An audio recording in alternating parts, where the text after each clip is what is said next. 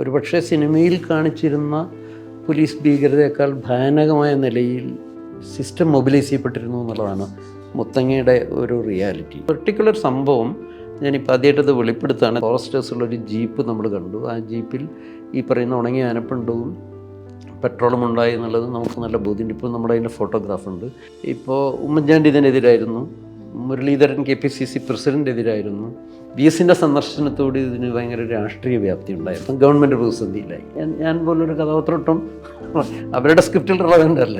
സുധാകരൻ ഉൾപ്പെടെയുള്ള ആളുകൾ അന്ന് കാണിച്ച സുധാകരന് ഒരു പത്രസമ്മേളനമുണ്ട്, ഭയപ്പെടുത്തുമായിരുന്നു. വെടിവെപ്പ് കഴിഞ്ഞതിന് ശേഷം, ആ സംഭവം കഴിഞ്ഞതിന് ശേഷം വയനാട്ടിൽ മുഴുവൻ ഒരുതരം നായാട്ടായിരുന്നു നടത്തി. മാധ്യമങ്ങളുടെ വലിയൊരു നേര, പ്രത്യേകിച്ച് മനോരമ, ദീപിക പോലുള്ളവരുടെ സ്റ്റോറീസ് വളരെ കുഴപ്പം പിടിച്ച തരത്തിലേക്ക് എത്തിക്കുകയും ചെയ്തിരുന്നു. മുഖ്യമന്ത്രി പിണറായി വിജയൻ ഇതിലൂടെ റിയൽ എസ്റ്റേറ്റ് എലമെൻ്റാക്കി വലിയ കച്ചവടം ചെയ്യാനാണ് അവരുടെ ഉദ്ദേശം. പ്രയോറിറ്റി അതായി മാറി. ഈ സമരത്തിന് ശേഷം സംഭവിച്ചിട്ടുള്ള കുറേ ചതിയുണ്ട്.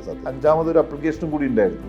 CK ജാനുവിൻ്റെ പാർട്ടിയുടെ ഒരു അപ്ലിക്കേഷൻ ഉണ്ടായിരുന്നു, അത് എടുത്തില്ല. അവർ മാത്രമാണ് തള്ളിക്കളഞ്ഞത്. പക്ഷേ ഇതിൽ ടേണിംഗ് പോയിന്റ് ഉണ്ടാകുന്നൊരു സംഭവം 22-ാം തീയതി ഞാനും ജാനും സറണ്ടർ ചെയ്യുന്നിടത്താണ്. മന്ത്രി സുധാകരൻ കൊണ്ടുവന്ന ധാരാളം ക്രിമിനൽസ് അവിടെ ഉണ്ടായിരുന്നു. മാവോയിസ്റ്റുകളുടെ സാന്നിധ്യം സ്ഥിരീകരിക്കാൻ പറ്റില്ലെങ്കിൽ വേറൊരു സാധനം കൂടി അവിടെ നിന്നുണ്ട്, ശ്രീലങ്കൻ തീവ്രവാദികളുടെ ഒരു സാന്നിധ്യം കൂടി. ഇപ്പം പിണറായി സർക്കാരിൻ്റെ ഒരു പ്രയോറിറ്റി അതിദരിദ്രർക്ക് മാത്രം പ്രൊമോഷൻ മതി എന്നുള്ളൊരു ഗവൺമെൻറ് എത്തിയുകൊണ്ട് എണ്ണത്തിൽ കുറച്ച് കാണിക്കുക എന്നുള്ളതാണ് റവന്യൂ വകുപ്പിൻ്റെ ഒരു ലൈൻ. പൊതുസമൂഹത്തിന് ഈ ആദിവാസികളോടുള്ള സമീപനത്തിൽ ഒരു മാറ്റം ഉണ്ടായതായിട്ട് എനിക്ക് തോന്നിയിട്ടില്ല. ഇപ്പോൾ ഗീതമാഷ ആണെങ്കിലും ശരി, CK ജാനു ആണെങ്കിലും ശരി, ഒക്കെ ഈ സമരം യഥാർത്ഥത്തിൽ വേറെ ഏതൊക്കെയോ അർത്ഥത്തിൽ തുടരുന്നുണ്ട്. ടൊവിനോ തോമസിനെ കേന്ദ്ര കഥാപാത്രമാക്കി മുത്തങ്ങ സമരത്തെ ആസ്പദമാക്കി അനുരാജ് മനോഹർ സംവിധാനം ചെയ്ത നരിവേട്ട എന്ന സിനിമ ഇപ്പോൾ ഡിസ്കസ് ചെയ്യപ്പെടുകയാണ്.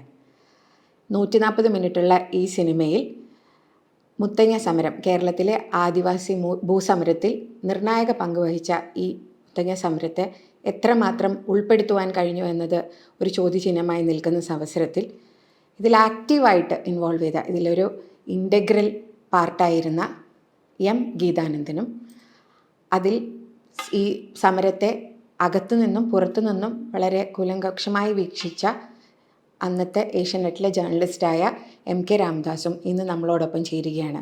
ഒരു വലിയൊരു മൂവ്മെൻ്റ് ആയിരുന്നു മുത്തങ്ങ സമരം.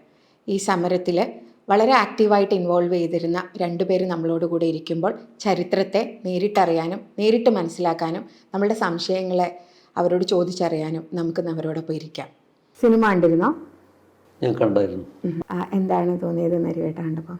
ഒരു ഫിക്ഷൻ എന്നുള്ള നിലയിൽ സിനിമ ആളുകളെ കാര്യമായിട്ടുള്ള സ്വാധീനം ചെലുത്തിയിട്ടുണ്ടെന്ന് തോന്നുന്നു. പൂർണ്ണമായ സിനിമ ഒരു ഫിക്ഷനാണ്. അതുകൊണ്ട് സ്ക്രിപ്റ്റ് റൈറ്ററുടെയും സംവിധായകൻ്റെയൊക്കെ ഭാവനകളാണ് സിനിമകൾ വന്നത്. ഒരു പോലീസുകാരൻ്റെ അനുഭവവും അദ്ദേഹം കൺഫ്രണ്ട് ചെയ്ത ജീവിതത്തിലെ ചില ക്രിട്ടിക്കൽ സിറ്റുവേഷൻസാണ്. അതിൻ്റെ ഒരു പരമകഷ്ടം എന്ന് വേണമെങ്കിൽ പറയാം. ആ നിലക്കാണത് മുത്തങ്ങയിൽ എത്തുന്നത്. അപ്പോൾ 2 ലെവലും സങ്കല്പമാണ്. പോലീസുകാരൻ എന്നുള്ള ഒരു കഥാപാത്രത്തിലൂടെ മുത്തങ്ങ സംഭവത്തെ അല്ലെങ്കിൽ അതിൻ്റെ ഭൂസമരങ്ങളെ നോക്കിക്കാണുന്ന ഒരു അപ്രോച്ചും ഫിക്റ്റീഷ്യസാണ്. അതോടൊപ്പം തന്നെ മുത്തങ്ങ സമരത്തിൻ്റെ ഒരു ഹിസ്റ്റോറിക്കലായിട്ടുള്ള വ്യാപ്തി അത് ആ നിലക്ക് കൊണ്ടുവരുന്നതിന് പകരം ഒരു സ്റ്റേജ് മാനേജഡ് സമരരൂപത്തിൻ്റെ, ഒരു സത്യാഗ്രഹ സമരത്തിൻ്റെയൊക്കെ ഒരു സ്പേസിലേക്കത് ചുരുക്കുകയും ചെയ്തിട്ടുണ്ട്. എന്നിട്ട് അവിടെ നിന്ന് അതൊരു ഡ്രാമ എന്നുള്ള നിലയിൽ അതിൻ്റെ സിറ്റുവേഷൻസിനെ ബിൽഡപ്പ് ചെയ്യുന്നതായിട്ടാണ് തോന്നിയത്.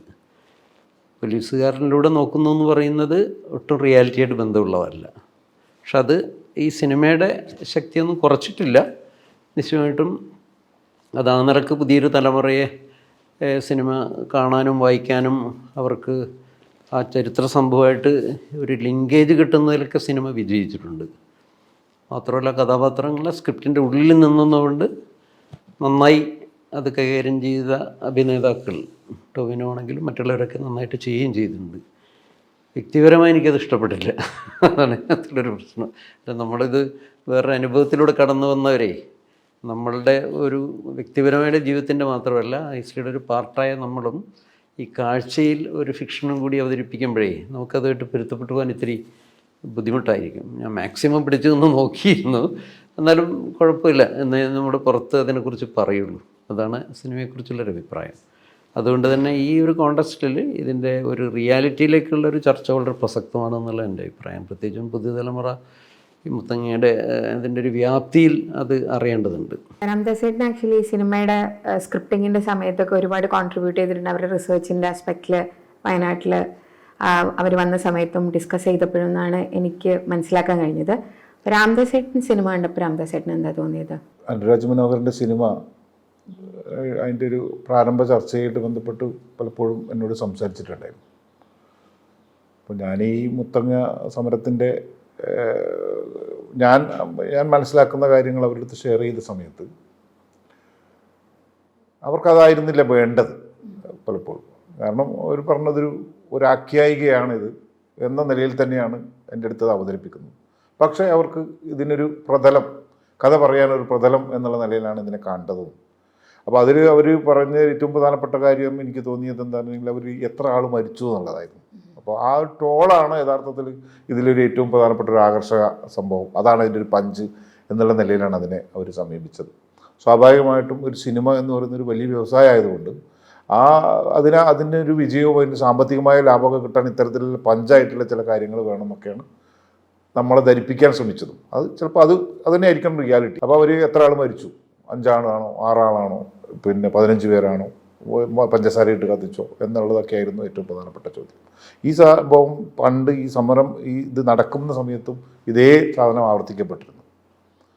അത് മനഃപൂർവ്വം ഉണ്ടാക്കിയതാണെന്ന് ഞാൻ പിന്നീട് എനിക്ക് മനസ്സിലായിട്ടുള്ളത്. കാരണം അത്തരം ഇതിലേക്ക് പോകുമ്പോൾ, അത്തരം ഈ പറയുന്ന കേവലമായ ഈ സാധനങ്ങളിലേക്ക് പോകുമ്പോൾ മറ്റു പലതും മറക്കാൻ പറ്റുന്നുണ്ട്. കാരണം നമുക്കറിയാം, പിന്നെ ഈ ആളുകളുടെ ഇപ്പം എനിക്കറിയാവുന്ന എൻ്റെ വ്യക്തിപരമായി എന്നെ ആ സമരമായിട്ട് വേറൊരു തരത്തിൽ ബന്ധിപ്പിക്കുന്നത് പിന്നെ സമരം നടന്നുകൊണ്ടിരിക്കുമ്പോൾ പ്രതിപക്ഷ നേതാവായിരുന്ന VS അച്യുതാനന്ദൻ്റെ അടുത്തേക്ക് ഏഷ്യാനെറ്റ് ന്യൂസിൽ അന്ന് ഞാൻ ജോലി ചെയ്തുകൊണ്ടിരുന്ന ഏഷ്യാനെറ്റ് ന്യൂസിൽ നിന്നൊരാൾ വിളിച്ചിട്ട് പറയുന്നു, ഇങ്ങനെ കൂടുതൽ ആളുകൾ മരിച്ചിട്ടുണ്ട്, പിന്നെ അവരെ ഇങ്ങനെ പഞ്ചസാര ഇട്ട് കത്തിക്കുകയാണ് ചെയ്തതെന്നുള്ളൊരു ഇൻഫർമേഷൻ പാസ് ചെയ്യുന്നുണ്ട്. അപ്പോൾ അത് ഏഷ്യാനെറ്റിലുള്ള ആളുകൾക്ക് അങ്ങനെ വ്യാപകമായ ഒരു പ്രചരണം അതിലുണ്ടായിരുന്നു. ആ സമയത്ത് മരിച്ച ആളുകളുടെ എണ്ണത്തെക്കുറിച്ച്. സംഭവം കഴിഞ്ഞതിന് തൊട്ടടുത്ത ദിവസം. അപ്പോൾ എന്ത് ചെയ്തു, VS അച്യുതാനന്ദൻ ഉടൻ തന്നെ അന്നത്തെ മുഖ്യമന്ത്രിയായിരുന്ന AK ആന്റണിയെ വിളിക്കുന്നു. ഇത് വിളിച്ചിട്ട് ചോദിച്ചു, ഇങ്ങനെ മുത്തങ്ങയിൽ അദ്ദേഹത്തിൻ്റെ ആ സ്റ്റൈലിൽ തന്നെ മുത്തങ്ങയിൽ ഒരുപാട് ആളുകൾ മരിച്ചിട്ടുണ്ട്, പിന്നെ അവരുടെ ബോഡി നിങ്ങൾ കത്തിച്ചിട്ടുണ്ട്, അവരുടെ അവശിഷ്ടം കൊണ്ടുവരാൻ വേണ്ടി ഞാൻ മുത്തങ്ങയിലേക്ക് പോവുകയാണ് എന്ന് പറഞ്ഞിട്ടാണ് അദ്ദേഹം മുത്തങ്ങയിലേക്ക് വരുന്നത്. അപ്പോൾ മുഖ്യമന്ത്രിയായിരുന്നുള്ള ആൾ പിന്നെ AK ആന്റണിയോടെ തന്നെ പറയുന്നു, ആരാണ് ഈ വിവരം തന്നത്? അപ്പോൾ അദ്ദേഹം പറഞ്ഞു, ഏഷ്യാനെറ്റ് എന്നാണ് വിവരം. സ്വാഭാവികമായിട്ടും വയനാട്ടിലെ ഏഷ്യാനെറ്റ് ലേഖനായിട്ടുള്ള ഞാനാണ് അതിൻ്റെ അങ്ങനെ ഒരു തെറ്റായ വിവരം നൽകിയതെന്നായിരുന്നു പോലീസിൻ്റെ ആദ്യത്തെ ഒരു. അതാണ് എൻ്റെ പേരിൽ ആദ്യം കേസെടുക്കാനുള്ള ഒരു കാരണം എന്നാണ് ഞാൻ മനസ്സിലാക്കിയത്. അപ്പോൾ അങ്ങനെ ആ ഒരു സാധ്യത കൂടിയില്ല. അപ്പോൾ ആ ഒരു വിവരം, ഈ പറയുന്ന എത്ര ആൾ മരിച്ചു എന്നുള്ളൊരു വിവരം പലപ്പോഴും പിന്നെ എന്താ പറയുക, ഇങ്ങനെ ചില കാര്യങ്ങൾക്ക്. അത് മാത്രമല്ല, ഞാനന്ന് ഈ പറയുന്ന ഘട്ടത്തിൽ പിന്നെ കാണുമ്പോൾ, അതായത് ഈ വെടിവെപ്പൊക്കെ കഴിഞ്ഞ് നമ്മളൊക്കെ അവിടുന്ന് പിന്നെ ബലം പ്രയോഗിച്ച് പുറത്താക്കിയിരുന്നു. അങ്ങനെ ഈ റോഡരികിൽ നിൽക്കുന്ന സമയത്ത് ഞങ്ങളെല്ലാ മാധ്യമ പ്രവർത്തകരുണ്ട്. അതിലാകെ എനിക്ക് തോന്നുന്നു കൈരളി TV ഒരു ക്യാമറാമാൻ മാത്രമാണ് അതിൻ്റെ മുകളിൽ അവിടെ നിൽക്കാൻ പറ്റിയത്. അദ്ദേഹം ഇതൊക്കെ പഠിച്ചില്ല. പണ്ട് ഇപ്പോൾ ബാക്കി എല്ലാവരും അവിടുത്തെ, ഞാനൊക്കെ ക്യാമറമാനെ ഹയർ ചെയ്യായിരുന്നു ചെയ്തത്. 14 മണിക്കൂറോളം കണ്ട് അകത്തേക്ക് കടത്തി വിട്ടിട്ടില്ലാന്ന് തോന്നുന്നു അല്ലേ? അല്ല, അതല്ല, ആ സമരത്തിന്റെ കൂടെ തന്നെ ഉണ്ടായിരുന്നു. പിന്നെ യഥാർത്ഥത്തിൽ ഞാൻ കാണുന്ന ഒരു ഘട്ടത്തിലൊന്നും ഗീതമാഷ പറയുന്ന ഒരു ഏരിയയിൽ ഞാൻ കുറേ നേരമൊന്നും കണ്ടിട്ടില്ല. പിന്നെ CK പോലും കാണുന്നില്ല ആ ഒരു ഘട്ടത്തിൽ. കാരണം സമരം അങ്ങനെ പലയിടത്തേക്കായിട്ട് ഇങ്ങനെ ചെതറിപ്പോയിട്ടുള്ളൊരു അവസ്ഥയുണ്ടായിരുന്നു. അപ്പോൾ ഈ പറയുന്ന കൺസേൺഡ് സ്ഥലത്ത് പിന്നെ ഏതാണ്ട് ഒരു 10-20 മീറ്റർ അകലെ നമ്മളിങ്ങനെ നിൽക്കുന്നുണ്ട്. അപ്പോൾ പല ആവശ്യങ്ങളും സമരക്കാർ ഉന്നയിക്കുന്നുണ്ട്. ഈ പറയുന്ന പോലെ തന്നെ ഒരു മെഡിക്കൽ അറ്റൻഷൻ കൊടുക്കണം ഇവർക്ക്, ഈ വന്ന് വടക്കുള്ള ആളുകൾക്ക്. അപ്പോൾ അതിന് സഹായിക്കണം എന്നൊക്കെ പറയുന്നില്ല. അപ്പോൾ അതൊന്നും അനുവദിക്കുന്നില്ല. പക്ഷെ പെട്ടെന്ന് പിന്നെ ഈ പറയുന്ന കണ്ണൂരിൽ നിന്നുള്ള ഈ പറയുന്ന പിന്നെ സുരേഷ് രാജ്ഭവൻ ഇതിൻ്റെ നേതൃത്വത്തിലുള്ള ആംഡ് ഫോഴ്സ് വരുന്നു, ഞങ്ങളെല്ലാം അടിച്ച് പുറത്താക്കുന്നു. അപ്പോൾ എല്ലാം ഉണ്ട്. അപ്പം ഇയാൾ മാത്രമാണ് അവിടെ അവശേഷിച്ചത്. പിന്നെ ഒരു വലിയ വെടിയോ ഒരുപാട് റൗണ്ട് എന്നൊക്കെ പറയുന്നത് ഒരു കേവലം അവർ ഉന്നയിക്കുന്ന ഒരു കാര്യമാണെന്നാണ് ഞാൻ പറഞ്ഞത്. അതൊന്നും കണക്കായിക്കൊള്ളണമെന്നൊന്നുമില്ല. 18 എത്രയോ നല്ല നിരന്തരമായ വെടിവെച്ചാണ് കേൾക്കുന്നത്.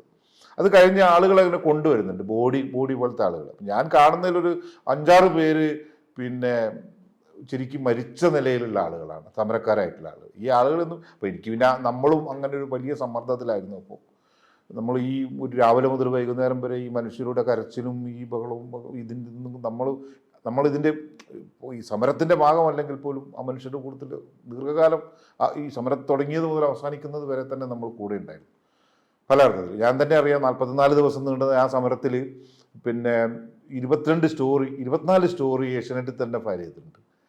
പിന്നെ അത് കൂടാതെ നിരന്തരമായ സമ്മതം നമുക്ക് സ്വാഭാവികമായിട്ടും നമുക്ക് മാനസികമായി ഈ സമരത്തിനോട് ആ മനുഷ്യരോട് ഐക്യമുണ്ട്. അപ്പോൾ അതുകൊണ്ട് തന്നെ അവിടെ ഉണ്ടായിരുന്നു. അപ്പം ഈ ആളുകളുടെ മരിച്ച ആളുകളുടെ എണ്ണത്തെക്കുറിച്ച് ഞാനും കൺഫ്യൂസ്ഡ് ആ സത്യത്തിൽ. എനിക്കിപ്പോൾ പിന്നെ അതിൻ്റെ കൃത്യമായ കണക്കുകളൊക്കെ ഇപ്പോൾ വന്നു കഴിഞ്ഞാൽ എനിക്കറിയില്ല. അത് ചില മനുഷ്യർ ചിലപ്പം അങ്ങനെ കൃത്യമായ സമരം ഉണ്ടപ്പോൾ പിന്നെ ഇപ്പം ഒരു പ്രശ്നം എനിക്ക് തോന്നിയില്ല, ഇപ്പോഴും തോന്നിയിട്ടുണ്ട്. കാരണം പിന്നെ ട്രൈബിൻ്റെ ഒരു പ്രത്യേക സ്വഭാവം അനുസരിച്ചിട്ട് പലപ്പോഴും വിരുന്ന് വന്ന ആളുകളൊക്കെ സമര സ്ഥലത്തേക്ക് വന്നിട്ടുണ്ടായിരുന്നു പലപ്പോഴും. പിന്നെ അപ്പം ഇതൊക്കെ ഉൾപ്പെട്ടോ ഇല്ല എന്നുള്ളൊരു സംശയമുണ്ട്. എനിക്ക് അപ്പോഴും ഉണ്ട് ആ സംശയമൊക്കെ ഉണ്ടായിരുന്നു. അപ്പം അതുകൊണ്ട് തന്നെ എനിക്കും എന്നോട് ചോദിക്കുമ്പോൾ ഈ പറയുന്ന അനുരാജിനോടോ ഈ അബിനോടോ നമുക്ക് ഒരാൾ മാത്രമേ മരിച്ചിട്ടുള്ളൂ എന്ന് ചോദിക്കുമ്പോൾ അങ്ങനെ പറയാൻ പറ്റില്ല. റിയലി ആ മരണം അങ്ങനെ അല്ലെങ്കിൽ പോലും ഒരുപാട് ആളുകൾ മരിക്കുന്നൊക്കെ ഉണ്ടല്ലോ. പിന്നെ ഈ സിനിമയെ സംബന്ധിച്ചാണെങ്കിൽ ഇത് ഒരു എന്താ പറയുക 30% ഈ റിയാലിറ്റി ആയിട്ട് കണക്ട് ചെയ്തിട്ടുള്ളൊരു സംഭവം, ബാക്കി 60-70% ഫിക്ഷനുമാണ്. ആ ഫിക്ഷൻ ഫിക്സ് ചെയ്തിട്ടുള്ളതെന്ന് പറഞ്ഞിട്ടുണ്ടെങ്കിൽ ഇതിന് വേണ്ടിയിട്ടാണ് എനിക്ക് തോന്നുന്നുണ്ടെങ്കിൽ മനഃപൂർവ്വം തന്നെ അതിൻ്റെ വളരെ സീരിയസ് ആയിട്ടുള്ളൊരു പാർട്ടിനെ അവഗണിക്കുന്ന രൂപത്തിൽ പോലുമല്ല. കാരണം സ്വാഭാവികമായിട്ടും ആവിഷ്കാര സ്വാതന്ത്ര്യത്തിൻ്റെ പ്രശ്നമുണ്ട്, അങ്ങനെയും സിനിമ എടുക്കാനായിട്ട് സ്വാതന്ത്ര്യമുണ്ട് എന്നാണ് എനിക്ക് തോന്നുന്നത്. പിന്നെ സിനിമ എന്നുള്ള നിലയിൽ ഈ പറഞ്ഞത് എനിക്ക് തോന്നുന്നു ആ സിനിമയുടെ ഒരു പ്രത്യേകത എന്ന് പറയുന്നത് വീണ്ടും ആദിവാസികളുടെ ഭൂമിയുടെ പ്രശ്നം ചർച്ചയ്ക്ക് വേണ്ടി പൊതുസമൂഹത്തിൻ്റെ മുന്നിൽ ഉയർന്നു വരാൻ കഴിഞ്ഞിട്ടുണ്ടെങ്കിൽ അതൊരു ഗുണപരമായ മാറ്റം തന്നെയാണ്. അതിൽ യഥാർത്ഥത്തിൽ അവരെ നമുക്ക് എന്താ പറയുക അഭിനന്ദിക്കുകയും വേണമെന്നാണ് എൻ്റെ അഭിപ്രായം പ്രാഥമികമായിട്ട്. മാഷ ആക്ച്വലി ഈ സമരത്തിനകത്തുണ്ടായിരുന്ന ആളാണ്. അപ്പോൾ സിനിമ കണ്ടിറങ്ങി കഴിയുമ്പം ഒരുപാട് ചോദ്യങ്ങൾ ഉണ്ടാകുന്നതിൽ ഒരു ഇമ്പോർട്ടൻ്റ് ആസ്പെക്റ്റ് എന്ന് പറഞ്ഞാൽ ഗീതാനന്ദ മാഷിൻ്റെ റോള് ഇതിനകത്ത് അത്രയും കാണിച്ചിട്ടുണ്ടോ, അല്ലെങ്കിൽ മാഷിൻ്റെ സമരത്തിനകത്ത് മാഷിൻ്റെ ആക്റ്റീവ് ഇൻവോൾവ്മെൻറ്റിനെ പറ്റിയിട്ട് ഇതിനകത്ത് നമ്മൾ സംസാരിച്ചിട്ടുണ്ടോ എന്നുള്ളത് ഒരുപാട് ഡിസ്കഷൻസ് കൊണ്ടുവന്നിട്ടുണ്ട്. മാഷ്ക്ക് സിനിമ കണ്ടപ്പോൾ എന്താ തോന്നിയത്? എനിക്കൊരു വ്യക്തിപരമായിട്ട് എൻ്റെ ഒരു വിഷയമായിട്ട് എനിക്കങ്ങനെ തോന്നിയിട്ടില്ല. ഞാൻ നേരത്തെ പറഞ്ഞതുപോലെ അതിൻ്റെ ഒരു വലിയൊരു വ്യാപ്തിയിലുള്ള ഒരു സമരവും അതിന് വലിയൊരു പക്വതയുള്ളൊരു നേതൃത്വം ഉണ്ടായിരുന്നു. അതങ്ങനെ നേതൃത്വം എന്ന് പറഞ്ഞാൽ കുറേ വർഷങ്ങൾ കൊണ്ടോ ഇപ്പം ജാനുവിൻ്റെ ഒരു സമരത്തിൻ്റെ എക്സ്പീരിയൻസ് ഒക്കെ ഒരു 90 മുതലുണ്ട്.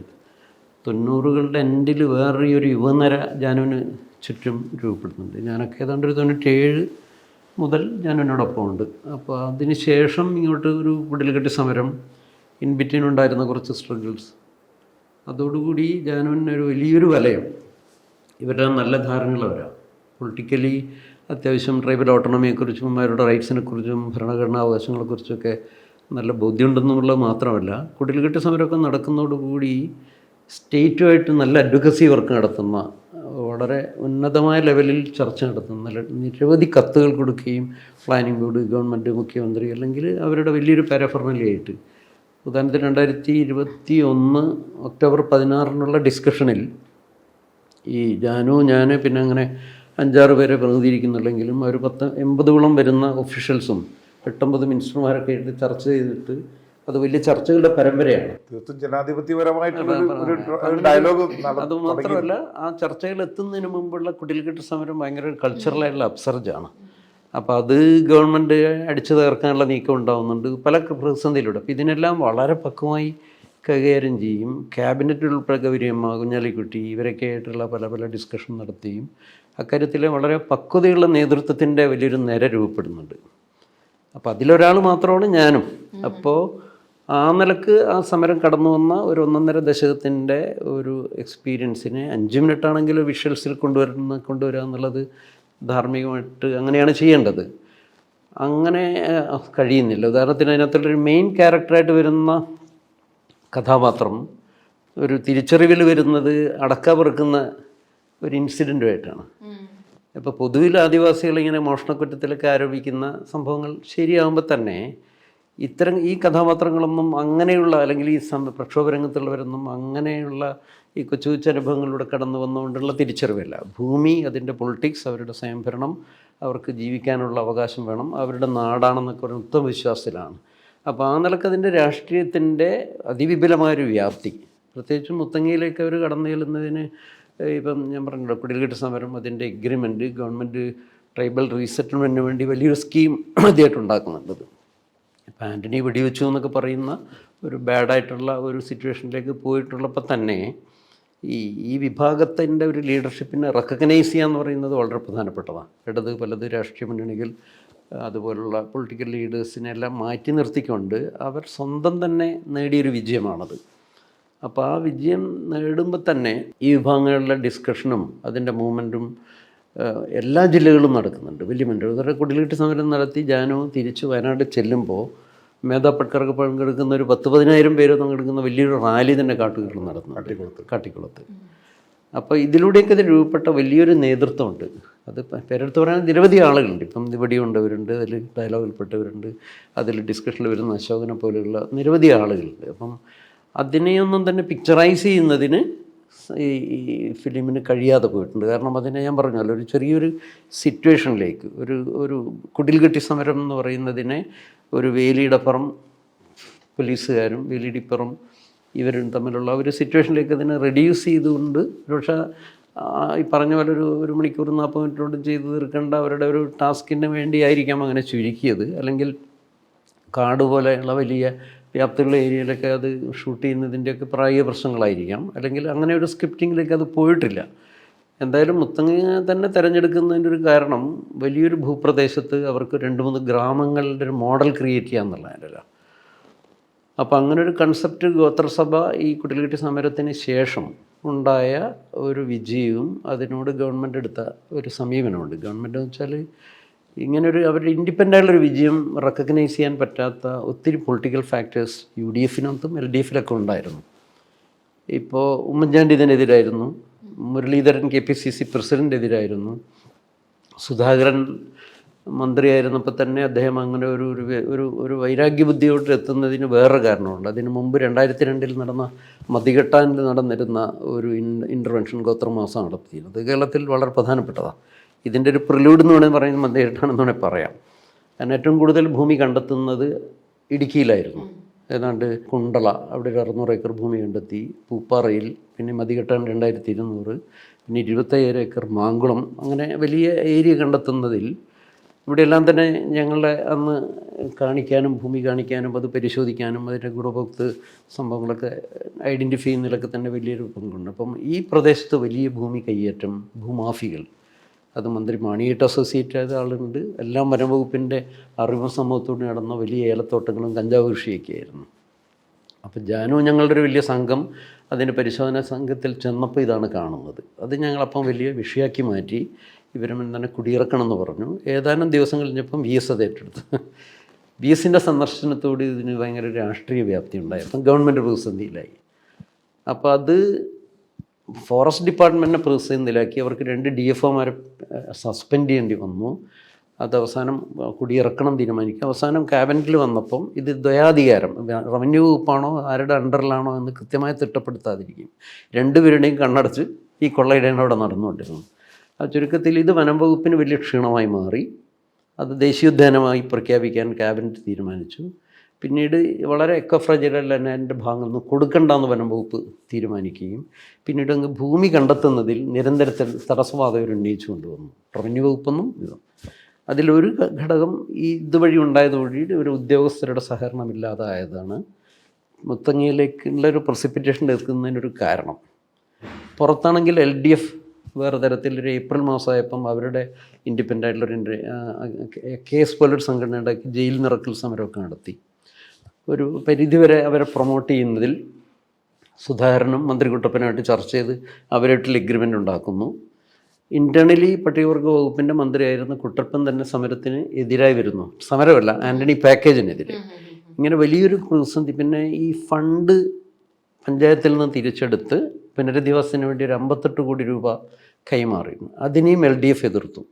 അന്ന് മന്ത്രിയല്ല, തോമസ് ഐസക്ക് നിയമസഭയുടെ മുമ്പിൽ സത്യാഗ്രഹം നടത്തി. ഈ ഫണ്ട് തിരിച്ചെടുത്തതിൽ കുട്ടപ്പൻ്റെ പേരിൽ ആരോപണം ഉണ്ടാക്കി. അങ്ങനെ വലിയൊരു തരത്തിലുള്ള ഇൻറ്റേർണലായുള്ള എതിർപ്പ് ഇടത് വലത് മുന്നണിയിൽ നിന്നുണ്ടായി. പലതും രാഷ്ട്രീയ ആവശ്യത്തിനായിരിക്കും.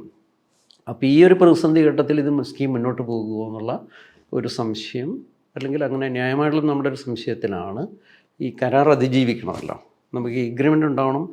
2002 ജനുവരി മുതൽ ട്രൈബൽ റീസെറ്റിൽമെൻറ്റ് ഡെവലപ്മെൻറ്റ് മിഷൻ എന്നുള്ള പേരിൽ വലിയൊരു സംവിധാനം ഗവൺമെൻറ് രൂപപ്പെടുത്തിയിരുന്നു. അതിന് ഫണ്ടുണ്ട്, അതിനുള്ള പാരാഫെർണലിയ, ചീഫ് ഉദ്യോഗസ്ഥരുടെ IASകാരൊക്കെ ഉണ്ട്, ഭൂമി കൊടുത്തു തുടങ്ങുകയും ചെയ്തിരുന്നു. അപ്പോൾ ഇതായിരുന്നു ക്രൈസിസ്. അങ്ങനെ അത് തകർക്കപ്പെട്ടിരുന്നു എന്നുള്ളൊരു ഉത്തമ വിശ്വാസത്തിൻ്റെ അടിസ്ഥാനത്തിൽ നമ്മൾ കേരളത്തിൻ്റെ ഒരു 3 കേന്ദ്രങ്ങളിലെങ്കിലും അതിവിപുലമായ ഏരിയയിലുള്ള പെസാ ഗ്രാമങ്ങൾ രൂപപ്പെടുത്തണം എന്നുള്ളതായിരുന്നു നമ്മുടെ പൊളിറ്റിക്കൽ സ്ട്രാറ്റജി. അതിലൊന്ന് മാത്രമായിരുന്നു മുത്തങ്ങ. 6 നമ്മുടെ പരിഗണനയിലുണ്ടായിരുന്നു. ഈ പിൽക്കാലത്ത് രാഘവപാലൻ ചേട്ടൻ സമരം നടത്തിയിരുന്ന മേഖലയിലും ഏതാണ്ട് ഒരു 3000-5000 ഏക്കർ ഭൂമിയിൽ ആളുകൾ കുടിലുകെട്ടി സമരം നടത്താൻ പ്രത്യേകിച്ച് അവിടുത്തെ വേഡർ കമ്മ്യൂണിറ്റി ഇനിഷ്യേറ്റീവ് എടുത്ത് അങ്ങനെ ഒരു പരിശോധനയൊക്കെ ഞങ്ങൾ നടത്തിയിരുന്നു. ഞാൻ മുത്തങ്ങയിൽ എൻക്രോച്ച് ചെയ്യുന്നതിന് മുമ്പ് 2 പ്രാവശ്യം 3 പ്രാവശ്യമോ അതിൻ്റെ ഉള്ളിൽ വിസിറ്റ് ചെയ്തിട്ടുണ്ട് നമ്മുടെ ആദിവാസികളുടെ സഹായത്തോടു കൂടി. അപ്പോൾ അങ്ങനെ അതിലേറെയും തരിശു ഭൂമിയാണ്. ഒരു 20 സ്ക്വയർ കിലോമീറ്ററിൽ വരുന്ന 12,000 ഹെക്ടറാണോ ഏക്കറാണോ ഭൂമിയാണ് മുത്തങ്ങ റേഞ്ച് ഓഫ് ഫോറസ്റ്റിൻ്റെ ഉണ്ടായിരുന്നത്. അതിലൊരു ഞങ്ങൾ ഏകദേശം കണക്കിൽ 8,000 ഏക്കറും തരിശാണ്. 3 മലകളും 3 താഴ്വാരങ്ങളൊക്കെ ഉണ്ട്. അപ്പം കൂടുതൽ ആളുകൾക്ക് അവിടെ അക്കോമഡേറ്റ് ചെയ്യാൻ പറ്റും. അതൊരു വലിയൊരു ഗ്രാമമാക്കി മാറ്റാൻ പറ്റും എന്നുള്ളതായിരുന്നു നമ്മുടെ കൺസെപ്റ്റ്. അങ്ങനെയാണ് ജനുവരി അതിന് വേണ്ടിയുള്ള ക്യാമ്പയിൻ നടത്തുന്നു. ഇൻ ബിറ്റ്വീൻ നമ്മൾ ആറളത്ത് ഒരു ഗോത്രപൂജയൊക്കെ നടത്തി അവിടെ ഒരു സ്ട്രഗിൾ ഏരിയ ഓപ്പൺ ചെയ്തിട്ടുണ്ടായിരുന്നു. പിന്നെ അത് 2002 നവംബർ 25-നാണെന്ന് എൻ്റെ ഓർമ്മ. അതിനുശേഷമാണ് മുത്തങ്ങക്ക് വേണ്ടിയുള്ള പ്രിപ്പറേഷൻ ആ മാസങ്ങളിൽ നടത്തുന്നത്, ഡിസംബർ ജാനുവരി. അപ്പോൾ 2003 ജനുവരി 2-3 തീയതികളിലായി മുത്തങ്ങയിൽ ഏതാണ്ടൊരു 2000-ലധികം പേര് എൻക്രോച്ച് ചെയ്തു. 800 കുടുംബങ്ങളാണ്. അതെ, അത് പിന്നെ അടുത്ത ദിവസം വളരെ പരസ്യമായിട്ട് തന്നെ ആളുകൾ അവിടെ എൻക്രോച്ച് ആണ്. മൊത്തത്തിൽ നമ്മളൊരു ഏറ്റവും പീക്ക് ടൈമിൽ അവിടെ 4200 പേരുണ്ടായിരുന്നു ജനസംഖ്യ. 825 ഫാമിലി അവിടുത്തെ രജിസ്റ്ററിൽ ഇവിടുത്തെ അവരുടെ ഒരു 30 ഊരുകൂട്ടങ്ങളായി ഓർഗനൈസ് ചെയ്യപ്പെട്ടിട്ടുണ്ടായിരുന്നു. അതായിരുന്നു എൻ്റെ കൃത്യമായുള്ളൊരു കണക്ക്. ഇതിലൊരു ബഹുഭൂരിപക്ഷം പേരും അവസാനം വരെ ഉണ്ടായിരുന്നു. അമ്പുകുത്തി മലയിലുണ്ടായിരുന്ന കുറേ പേരൊക്കെ തന്നെ ഈ പോലീസ് ഫയറിങ് നടക്കുന്നതിൻ്റെ കുറച്ച് ദിവസം മുമ്പ് തന്നെ പലതരം പ്രതിസന്ധികൾ, ആന പ്രശ്നങ്ങളൊക്കെ വന്നിട്ട് കുറേ പേരൊക്കെ വിട്ടുപോയിരുന്നു. എങ്കിലും ആളുകൾ അമ്പുകുത്തി മലയൊഴികെ ബാക്കിയുള്ള സ്ഥലങ്ങളിലെല്ലാം തന്നെ ഈ പോയവർ പിടിച്ചു നിൽക്കുന്നുണ്ടായിരുന്നു. അതായിരുന്നു അതിൻ്റെ ഒരു സംഭവം. ഞാൻ പോയിൻ്റ് ഔട്ട് ചെയ്തിരുന്നത് ഇത്രത്തോളം വ്യാപ്തി ഉണ്ടായിരുന്ന ഇതുപോലുള്ളൊരു രാഷ്ട്രീയ ലക്ഷ്യമുണ്ടായിരുന്ന ഒരു പ്രക്ഷോഭവും അതിന് ഈ കഴിഞ്ഞ ഒരു ദശകത്തെയെങ്കിലും നല്ലൊരു എക്സ്പീരിയൻസും ആ രീതിയിൽ വളരെ ആർട്ടിക്കുലേറ്റ് ചെയ്ത് ഗവൺമെൻറ്റിൻ്റെ മുമ്പാകെ, കേന്ദ്ര സംസ്ഥാന ഗവൺമെൻറ് മുമ്പാകെയൊക്കെ നമ്മളൊരു നല്ല അഡ്വക്കസി വർക്ക് നടത്തുകയും ചെയ്തിരുന്നു. അപ്പോൾ ആ നിലക്ക് അതിൻ്റെ ഒരു സമരത്തിൻ്റെ ഒരു സെനേറിയോ ഒരു ഫിക്ഷനിലാണെങ്കിലും അത് കാണിച്ചത് വളരെ റെഡ്യൂസ് ചെയ്തു പോയിരുന്നു എന്നുള്ളതാണ്. അപ്പം എൻ്റെ ഒരു പ്രസൻസിൻ്റെ പ്രശ്നമല്ല. സ്വാഭാവികമായിട്ടും രാംദാസ് പറഞ്ഞതുപോലെ അവർക്ക് ഒരു ക്ലൈമാക്സിൽ എത്തിക്കേണ്ട ഒരു കഥാതന്തു എന്ന് പറഞ്ഞാൽ ആ പോലീസുകാരൻ കൺഫ്രണ്ട് ചെയ്ത് ഈ ശവങ്ങളൊക്കെ കുഴിച്ചുപെടുന്നൊരു സിറ്റുവേഷനൊക്കെ അതിലേക്ക് എത്തിക്കുക എന്നുള്ളതാണ് അവരുടെ ഒരു അതിനെ കണക്ട് ചെയ്യുന്ന സംഭവത്തിൽ ഞാൻ പോലൊരു കഥാപാത്രം അവരുടെ സ്ക്രിപ്റ്റിൽ റിലവൻ്റ് അല്ല. അതാണ് അതിനകത്തുള്ളൊരു പ്രശ്നം. ഞാൻ ആക്ച്വലി ഈ പറയുന്ന വയനാട്ടുകാരിയാണ്. ഈ ഇവിടുന്ന് 30 കിലോമീറ്റർ ഇപ്പുറത്ത് താമസിക്കുന്ന ഒരു വ്യക്തി. ഞാൻ ഡിഗ്രി ഫസ്റ്റ് ഇയർ ആണ്. പത്രത്തിൽ വന്നിട്ടുള്ള വാർത്തകളാണ് മെയിൻലി നമ്മൾ വായിച്ചിട്ടുള്ളതും അറിഞ്ഞിട്ടുള്ളതും. ആ സമയത്ത് ഇത്ര തൊട്ടടുത്തായിരുന്നെങ്കിലും ഞാൻ എൻ്റെ ഒരു കംഫർട്ട് സ്പേസിനകത്ത് എൻ്റെ വീടിനകത്ത് ഇരുന്നുകൊണ്ടാണ് ഇത് മുഴുവൻ വായിച്ചിട്ടുള്ളതും അറിഞ്ഞിട്ടുള്ളതും. അവിടെ അതിനപ്പുറത്തേക്ക് സംസാരിക്കാനുള്ള ഒരു സ്പേസ് വീടുകളിൽ പോലും ഒരുതരം ഫിയർ ജനറേറ്റ് ചെയ്യപ്പെട്ടിരുന്നു. ഡയറ്റിലെ KK സുരേന്ദ്രൻ മാഷൊക്കെ അറസ്റ്റിലായ സമയത്തും ഇതിനോട് സംസാരിക്കുന്നവരോ അല്ലെങ്കിൽ അനുകൂലിച്ച് സംസാരിക്കുന്നവരൊക്കെ എത്രമാത്രം അവർ ചെയ്യാൻ പാടുന്നുള്ളൊരു ഫിയറൊക്കെ ഉണ്ടായിരുന്ന ഒരു സ്പേസിലായിരുന്നു എന്നാണ് എൻ്റെ ഒരു ഓർമ്മ. 130ഓളം ആളുകൾ മിസ്സിങ് ആയിരുന്നു എന്ന് ആണ് അതിൻ്റെ ശേഷം അരുന്ധതി റോയ് ഫ്രണ്ട് ലൈനിൽ എഴുതിയിരുന്ന ആർട്ടിക്കിളിൻ്റെ അകത്ത് അതിനകത്ത് മെൻഷൻ ചെയ്തിരിക്കുന്നത്. ഒരാഴ്ചയ്ക്ക് ശേഷം അവരവിടെ വന്ന് വിസിറ്റ് ചെയ്യുകയും ആളുകളോട് സംസാരിച്ചപ്പോൾ അതിൽ ഇപ്പോൾ 23 വർഷമായി ഒരുപാട് പേര് കാടുകളിലേക്ക് ഓടിക്കയറിയിരുന്നു എന്നൊക്കെ പറയുന്നത്. ഇതിൽ ഈ പറയുന്ന ആളുകൾ മരിച്ചു എന്ന് ഒഫീഷ്യലി പറയുന്ന ഒരു പോലീസ് ഉദ്യോഗസ്ഥനും അതുപോലെ തന്നെ ജോഗിയും അല്ലാതെ ഉള്ളവരിൽ ബാക്കിയുള്ള ആളുകളിൽ ഒരുപാട് പേര് തിരിച്ചു വന്നിട്ടുണ്ടോ അതോ ഇതുവരെ വരാതിരിക്കുന്നുണ്ടോ, എങ്ങനെയാണ്? അല്ല, അത് ഇപ്പം ഈയൊരു സംശയം തന്നെയാണ് അതിലൊരു വിൽപ്പന സാധ്യതയായിട്ട് സിനിമ ഉപയോഗിക്കാൻ ശ്രമിക്കുന്നതാണ് എനിക്ക് തോന്നുന്നത്. പിന്നെ ഇതൊരു പൊളിറ്റിക്കൽ സിനിമയല്ല. ഏതാണ് ഇത് തീർത്തും കൊമേഴ്സ്യലായിട്ട് നിർമ്മിച്ച ആ താല്പര്യം വെച്ചിട്ട് ചെയ്തിട്ടുള്ളൊരു സിനിമയാണെന്നാണ് അതിനെ നമുക്കൊരു കുറച്ചുകൂടി പോസിറ്റീവായി നമുക്ക് ഉപയോഗിക്കാൻ ശ്രമിക്കുക എന്നുള്ളത് മാത്രമാണ് ഞാൻ നേരത്തെ പറഞ്ഞുള്ള ഒരു സാധ്യത. ഈ ഒരു സിനിമ വന്നുകൊണ്ട് മാത്രമേ അതെ അല്ല, പിന്നെ അത് മാത്രമല്ല, അതല്ലാത്ത രൂപത്തിൽ ഈ സമരത്തിനെ കുറിച്ചുള്ള ഓർമ്മകളൊക്കെ വളരെ സീരിയസ് ആയിട്ട് തന്നെ ആളുകൾ സൂക്ഷിക്കുകയും അതിന് വലിയ സമരമൊക്കെ പലയിടങ്ങളിലും പിന്നെ നടക്കുകയും ചെയ്യുന്നുണ്ട്. ആരും യഥാർത്ഥത്തിൽ ഈ സമരത്തിൻ്റെ ഇതിപ്പം പൂർണ്ണമായി അങ്ങ് തമസ്കരിക്കപ്പെട്ടിട്ടില്ല എന്നുള്ളത് തന്നെയാണ് ഞാൻ മനസ്സിലാക്കുന്നത്. ഇപ്പോൾ ഗീതമാഷ ആണെങ്കിലും ശരി, CK ജാനു ആണെങ്കിലും ശരി, ഒക്കെ ഈ സമരം യഥാർത്ഥത്തിൽ വേറെ ഏതൊക്കെയോ അർത്ഥത്തിൽ തുടരുന്നുണ്ട്. അവരതിനായിട്ടുള്ള ഫൈറ്റൊന്നും അവസാനിച്ചിട്ടൊന്നുമില്ല. പിന്നെ ഞാൻ പറയുന്നത് എന്താണെന്നുണ്ടെങ്കിൽ യഥാർത്ഥത്തിൽ ഞാൻ പറയുന്നത് ഒരു ആ സിനിമയുടെ ഏറ്റവും പ്രധാനപ്പെട്ട എലമെൻ്റ് ആവണമെന്ന് ഞാൻ ആഗ്രഹിച്ചിട്ടുള്ളൊരു സാധനം തന്നെങ്കിൽ ഈ സംഭവത്തിൽ അതൊരു റിയൽ ആയിട്ടുള്ളൊരു വലിയ ദുരന്തം തന്നെയാണ്. അതിനപ്പുറത്തേക്ക് നമുക്ക് കേരളത്തിൻ്റെ ഒരു ജനാധിപത്യ സമൂഹത്തിൽ നമുക്ക് അങ്ങനത്തെ ഒരു സമരത്തെ ഉയർത്തി കാണിക്കാൻ പറ്റില്ല, അങ്ങനത്തെ ഒരു പോരാട്ടത്തെ. കാരണം ഇത്രമാത്രം നീതികേട് ചെയ്തിട്ടുള്ളത് പൊതുസമൂഹം, ഭരണകൂടവും പൊതുസമൂഹവും ഇത്രമാത്രം നീതികേട് ചെയ്തിട്ടുള്ള ഒരു സംഭവം ഉണ്ടാവില്ല. എനിക്കൊന്ന് ഇന്ത്യയിൽ തന്നെ ഉണ്ടാവില്ല എന്നാണ് എനിക്ക് തോന്നുന്നത്. കാരണം പിന്നെ ഈ വെടിവെപ്പ് കഴിഞ്ഞതിന് ശേഷം, ആ സംഭവം കഴിഞ്ഞതിന് ശേഷം വയനാട്ടിൽ മുഴുവൻ ഒരുതരം നായാട്ടായിരുന്നു നടത്തിയത്. അത്തരം ഒരു സാധനത്തിൽ അതൊരു പ്രധാനപ്പെട്ട ഒരു ഉണ്ട്. കാരണം പൊതുസമൂഹം എന്ന് പറയുന്ന ആ സിസ്റ്റം ഈ പറയുന്ന യഥാർത്ഥത്തിലുള്ള മനുഷ്യരോട് എന്തായിരുന്നു പ്രകടിപ്പിച്ചതെന്നുള്ളത് മനസ്സിലാക്കാൻ അത് മാത്രം മതി. ഒന്നും സംസാരിക്കാൻ പറ്റില്ലായിരുന്നു. ആദിവാസികളെ കുറിച്ച് സംസാരിക്കാൻ പോലും പറ്റുന്നില്ല. സംസാരിക്കുന്ന ആളുകൾ മുഴുവനും വേറെ ഏതൊക്കെയോ പേരില്ല. അപ്പോൾ എനിക്ക് വളരെ കൃത്യമായിട്ട് അറിയാം, പുൽപ്പള്ളി എന്ന് പറയുന്ന സ്ഥലത്ത് അന്ന് പറഞ്ഞ എന്തായിരുന്നു വെച്ചിട്ടുണ്ടെങ്കിൽ, ഇപ്പോൾ നമുക്ക് വേണമെങ്കിൽ ആദിവാസികളെ 2 കൊടുക്കാം. കാരണം ഈ മറ്റേ അട്രോസിറ്റീസ് ആക്ട് വന്നതിൻ്റെ ഭാഗമായിട്ട് പലപ്പോഴും പലയിടത്തും പോലീസിൻ്റെ കേസിലകപ്പെടുന്നു എന്നുള്ള ഭയമൊക്കെ ഉണ്ടായിരുന്നു. അത് ചെയ്യാൻ ഇപ്പോൾ ഒരു അവസരമാണെന്ന് പറഞ്ഞിട്ട് പുൽപ്പള്ളിയിൽ ആളുകൾ കയറി നടന്നിരുന്നു. ഓരോ കോളനിയും പുരുഷന്മാർ മുഴുവൻ ഓടി രക്ഷപ്പെട്ടു. ഇപ്പം നൂൽപ്പുഴയിൽ പിന്നെ ഈ പറയുന്ന ഈ പറയുന്ന സംഭവത്തിന് ശേഷം പോലീസും നാട്ടുകാരും എന്ന് പറയുന്ന ആളുകളും പ്രകൃതി സംരക്ഷണ പ്രവർത്തകരും എല്ലാവരും കൂടി ഒന്നിച്ചാണ് കോളനികൾ കയറി ഇറങ്ങിയത്. പുരുഷന്മാർ മുഴുവൻ ഓടിപ്പോവുകയാണ് ചെയ്തത്. അപ്പം ബത്തേരി നഗരത്തിൽ മുറുക്കാൻ വാങ്ങാൻ വന്ന പിന്നെ പണിയ സ്ത്രീകളെ വലിച്ചെറിയാണ് ചെയ്തത്, പിടികൂടി ഓട്ടോറിക്ഷക്കാർ കൊടുക്കുന്നത്. അപ്പം അത്ര ഒരു സമൂഹം എന്നുള്ള നിലയിൽ നമുക്ക് തലതാഴ്ത്താനല്ലാതെ നമുക്ക് വേറൊന്നും ചെയ്യാത്ത നിലയിലുള്ള അധാർമികത നടമാടിയിട്ടുള്ളൊരു അതൊരിക്കൽ പോലും ഈ സിനിമയിൽ അങ്ങനെ ഒരു സബ്ജക്റ്റ് അത് പ്രശ്നമാണത്. ഞാൻ കാണുന്നത് അങ്ങനെയാണ്. അങ്ങനെ ഒരു സിനിമ ചെയ്യാനുള്ള ഒരു ഊർജ്ജമൊന്നും നമുക്കുണ്ടെന്ന് തോന്നുന്നില്ല ഇപ്പോഴും. കാരണം ഇതിൻ്റെ ഒരു മാർക്കറ്റ് എന്ന് പറയുന്നത് വേറെ മനുഷ്യരാണ്. അപ്പം അത് ഈ സിനിമയെ വെച്ചിട്ട് നമുക്ക് ഇതിനെക്കുറിച്ച് വിലയിരുത്താൻ കഴിയില്ല. പക്ഷേ ഈ ഒരു ഇഷ്യൂ എന്ന് പറയുന്നത് പിന്നെ നമുക്കെന്താ പറയുക, ഇപ്പോൾ അത് എത്രമാത്രം ആ സിനിമയിൽ പിന്നെ ഈ ഒരു ഭൂമി ഇല്ലായ്മയോ അല്ലെങ്കിൽ മനുഷ്യരുടെ ഈ പറയുന്ന ഒരു ആശ്രയത്തിന് വേണ്ടിയിട്ടുള്ള അവരുടെ സമരത്തെയോ ആ രൂപത്തിൽ കണ്ടിട്ടുള്ള കാര്യത്തിൽ സംശയമാണ്. കാരണം അവർ പറയും 1-2 സ്റ്റേറ്റ്മെൻറ്റിൽ മാത്രം. ഇപ്പം പിന്നെ ഗീതമാഷ് പറഞ്ഞതുപോലെ ഒരു അടക്കവിറ്റ് പോകുന്ന ഒരു പ്രശ്നമായിട്ട് അത് ചുരുക്കി കാണുന്നില്ല. വലിയ പ്രശ്നം, വലിയൊരു തകരാറ് അവിടെയുണ്ട്. സിനിമയെ മാത്രമല്ല ഞാൻ പറയുന്നത് എന്താ പറയുക, ഇത് പറയുമ്പോൾ തന്നെ നമ്മൾ ഉണ്ടാക്കി വെച്ചിട്ടുള്ള ഒരു നരേഷനുണ്ട്.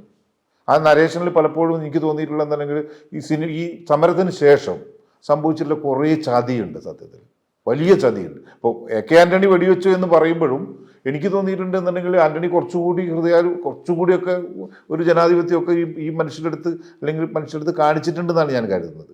അന്നത്തെ വേറൊരു സിസ്റ്റം ഉണ്ട് ഇതിനെക്കുറിച്ച്. ഇപ്പോൾ സുധാകരൻ ഉൾപ്പെടെയുള്ള ആളുകൾ അന്ന് കാണിച്ച സുധാകരൻ്റെ ഒരു പത്രസമ്മേളനമുണ്ട്. ഭയപ്പെടുത്തുമായിരുന്നു. ഞാനൊക്കെ പത്രപ്രവർത്തകനായിട്ടുണ്ട്. നമ്മളൊക്കെ ഭയപ്പെടുത്തുമായിരുന്നു ചെയ്യുന്നത്. ശരിക്കും ഭയപ്പെടുത്തിയിട്ട്, അതായത് നിങ്ങളൊക്കെ ശരിയാക്കുന്നതാണ് പറഞ്ഞത്. അങ്ങനെ പറഞ്ഞിട്ടാണ് ഈ പത്രസമ്മേളനം നടത്തുകയും പിന്നെ അതായത് ശരിക്കും എന്താണെങ്കിൽ നമുക്ക് വിശ്വസിക്കാൻ പറ്റില്ല ആ ഒരു സിറ്റുവേഷൻ എന്ന് പറയുന്നത്. അങ്ങനെ ഒരു വെടിവെപ്പിന് അനുകൂലമായ ഒരു സാഹചര്യം ഉണ്ടാക്കിയെടുക്കുന്നു. അതിനുശേഷം വെടിവെപ്പ് ഉണ്ടാക്കിയതിന് ശേഷം നമുക്കറിയാം, ആ വെടിവെപ്പ് കഴിഞ്ഞതിന് ശേഷം കേരളത്തിലുള്ളൊരു സാഹചര്യം തന്നെ മാറി. എനിക്ക് തോന്നുന്നത് പൊളിറ്റിക്കലി ആണെങ്കിൽ പോലും LDF UDF രാഷ്ട്രീയത്തിൽ പോലും അതിന് മുമ്പും പിൻപും എന്ന് പറഞ്ഞിട്ട് വിഭജിക്കാവുന്ന രൂപത്തിലുള്ളൊരു സാധനം വളർന്നു വന്നിട്ടുണ്ടായിരുന്നു. അതിന് ശേഷം ഉണ്ടായിട്ടുണ്ടെന്നാണ് ഞാൻ കരുതുന്നത്. അപ്പം അറിയാം, അതായത് അതായിരുന്നു അടുത്ത തെരഞ്ഞെടുപ്പിൽ ഏറ്റവും പ്രധാനപ്പെട്ട വിഷയം. പക്ഷെ അതിന് ശേഷം പിന്നെ CK ജാനുവിനെ പോയിട്ട് VS അച്യുതാനന്ദൻ കാണുന്നുണ്ട്, ജയിലിൽ പോയി വന്ന് കാണുന്നുണ്ട്. നിങ്ങൾ ഗീതമാഷെ കണ്ടിട്ടുണ്ടല്ലോ.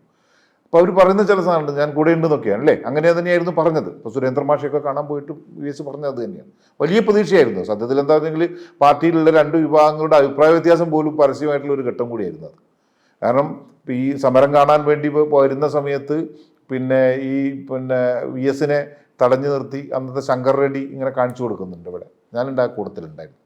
അതായത് അവരിൽ നിന്ന് പിടിച്ചെടുത്ത ആയുധങ്ങളാണ്. അപ്പോൾ VS സത്യത്തിൽ അതേ സമയത്ത് ഇപ്പോഴത്തെ മുഖ്യമന്ത്രി പിണറായി വിജയൻ കെ ശ്രീമതി തുടങ്ങിയ ആളുകൾ അവിടെ ഈ പറഞ്ഞ് പിടിച്ചു വെച്ച ആയുധങ്ങൾ എന്ന് പറഞ്ഞ് കാണുന്നുണ്ടായിരുന്നു.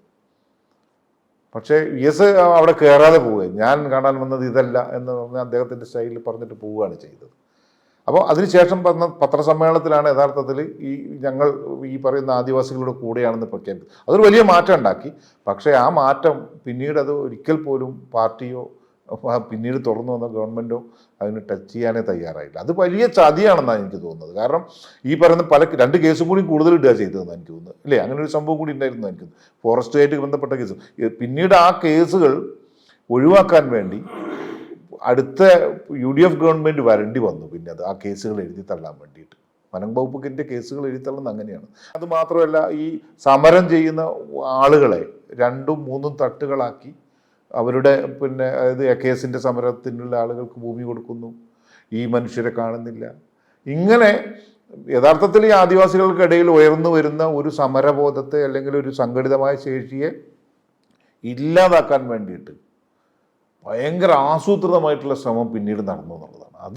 അതാണ് എൻ്റെ അഭിപ്രായത്തിൽ. ഇപ്പം CK ജാനുവിനെ പോലെയുള്ള ഒരു തനതായിട്ടുള്ള അല്ലെങ്കിൽ ഒരു രാഷ്ട്രീയം ഉയർത്തിക്കൊണ്ടുവരാൻ ശ്രമിച്ച ഒരു ഓർഗാനിക്കായിട്ടുള്ള ലീഡറെ അങ്ങനെയുള്ളൊരു സാധ്യത ഉണ്ടായിരുന്നല്ലോ. ലോകം മുഴുവൻ അറിയപ്പെടുന്ന ഒരാളായിട്ട് മാറുകയും അവരെ സത്യത്തിലൊരു പൊളിറ്റിക്കൽ സ്പിയർ എന്ന് പറഞ്ഞാൽ അല്ലെങ്കിൽ ഒരു സാമൂഹ്യ സാഹചര്യം എന്ന് പറഞ്ഞാൽ അത് അനുകൂലമായി ഉപയോഗപ്പെടുത്തുക തന്നെയാണ് വേണ്ടതെന്നാണ് എനിക്ക് തോന്നുന്നത്. എന്തെങ്കിലും ജനാധിപത്യ ബോധം ഉണ്ടെങ്കിൽ നമ്മളെപ്പോഴും അതിൽ പരാജയമാണ്. വീണ്ടും ഇപ്പോൾ ഈ കഴിഞ്ഞ ഇടത്ത് പോലും എനിക്ക് വളരെ കൃത്യമായിട്ട് പറയാൻ പറ്റും.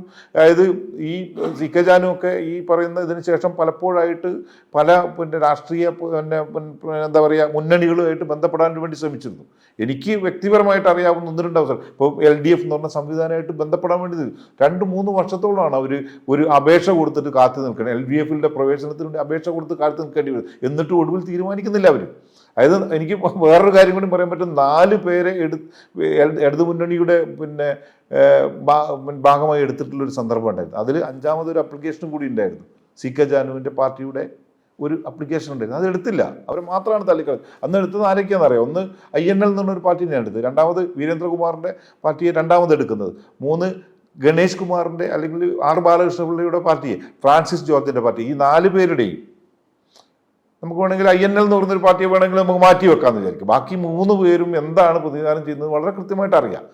തള്ളിക്കളയാണ് ചെയ്യുന്നത്. ഒരു തീരുമാനം എടുക്കാതെ തള്ളിക്കളയാണ് ചെയ്യുന്നത്. UDFിൻ്റെ ആളുകളെടുത്ത് സംസാരിച്ചു ഒരു ഘട്ടത്തിൽ. അപ്പോൾ ഇങ്ങനെയാണ് പിന്നെ ഇപ്പോഴത്തെ പ്രതിപക്ഷ നേതാവായിട്ടുള്ള പിന്നെ VD സതീശനുമായിട്ട് സംസാരിച്ചു. പക്ഷേ എന്താണ്, അപ്പം ഇതാണ് നമ്മുടെ നാട്ടിലുള്ള ഒരു പ്രശ്നം എന്ന് പറയുന്നത്. പിന്നെ നമുക്ക് എന്ത് നമുക്ക് പ്രതീക്ഷിക്കാൻ പറ്റും? അപ്പോൾ ഒരു ചതി എല്ലാ കാലത്തും ഈ മനുഷ്യരുടെ അടുത്ത് പ്രയോഗിക്കുന്നുണ്ട് എന്നുള്ളതാണ് എനിക്ക് മനസ്സിലാവുന്നത്. സമരത്തിന് ശേഷം, സമരം നടന്നുകൊണ്ടിരിക്കുന്ന സമയത്താണെങ്കിലും പിന്നീട് സണ്ണി എം കാപ്പിക്കാട് പോലെയുള്ള അവർ ഇതിനെ എടുത്തു പറഞ്ഞൊരു ഒരു ഡെമോക്രസിയിൽ നിൽക്കാതെ അതിന് പുറത്തേക്ക് നിന്നുകൊണ്ട് എന്ന് പറയുന്ന പോലെ ഉള്ള ഒരു പെർസ്പെക്റ്റീവ് സമരത്തിന് കാണിച്ചിട്ടുണ്ട്. സിസ്റ്റത്തിന് എഗെയിൻസ്റ്റ് പോയതുപോലെ എന്നുള്ളതും, പിന്നെ ഈ പറഞ്ഞ ഒരു സിസ്റ്റം അതേപോലെ ഇൻഡിജിനസ് ട്രൈബൽ കമ്മ്യൂണിറ്റി തമ്മിലുള്ള ഒരു കോൺഫ്ലിക്റ്റ് എന്ന രീതിയിലേക്ക് ഈ സമരത്തെ പിക്ചറൈസ് ചെയ്യുന്ന ഒരു ആസ്പെക്റ്റ് ഇതിനകത്ത് ഉണ്ടായതായിട്ട് മാഷ്ക്ക് തോന്നിയിട്ടുണ്ടോ? അദ്ദേഹം പറഞ്ഞതിൻ്റെ ഒരു വ്യാപ്തി വേറൊരു തരത്തിൽ പറഞ്ഞുകൊണ്ട് അതിനകത്തേക്ക് പോവാം. കാരണം ഇത് ഈ നേരത്തെ പറഞ്ഞ പോലെ 2021 വലിയൊരു വളരെ വ്യാപ്തിയുള്ളൊരു അപ്സർജ്. ഞാൻ പറഞ്ഞാൽ ജാനുവിന് ആയിരക്കണക്കിന് ആളുകളുടെ പിന്തുണ ഇന്നുണ്ടായിരുന്നു. മുത്തങ്ങ സമരം കഴിഞ്ഞതിന് ശേഷം ജാനു ഇടുക്കിയിൽ മത്സരിക്കുന്നുണ്ട്. അപ്പോൾ അവർക്ക് 12,700 വോട്ട് വളരെ ഇൻഡിപെൻഡൻ്റായിട്ട് കിട്ടുന്നുണ്ട്. ട്രൈബ്സിൻ്റെ മാത്രം വോട്ടാണത്. അതത്ര ചെറിയ വോട്ടല്ല. ഞാൻ പറഞ്ഞത് ഇലക്ട്രൽ പൊളിറ്റിക്സിൽ പോലും ആ ഘട്ടത്തിൽ ഇതിനെ 1 ഇയർ അവർക്ക് അങ്ങനെ ഒരു പിന്തുണ കിട്ടുന്നുണ്ട് എങ്കിൽ സോഷ്യൽ മൂവ്മെൻറ്റിൽ അതിലേറെ സപ്പോർട്ടുണ്ടായിരുന്നു. ഇലക്ഷൻ്റെ അത്രയും ഉണ്ടാവില്ലോ.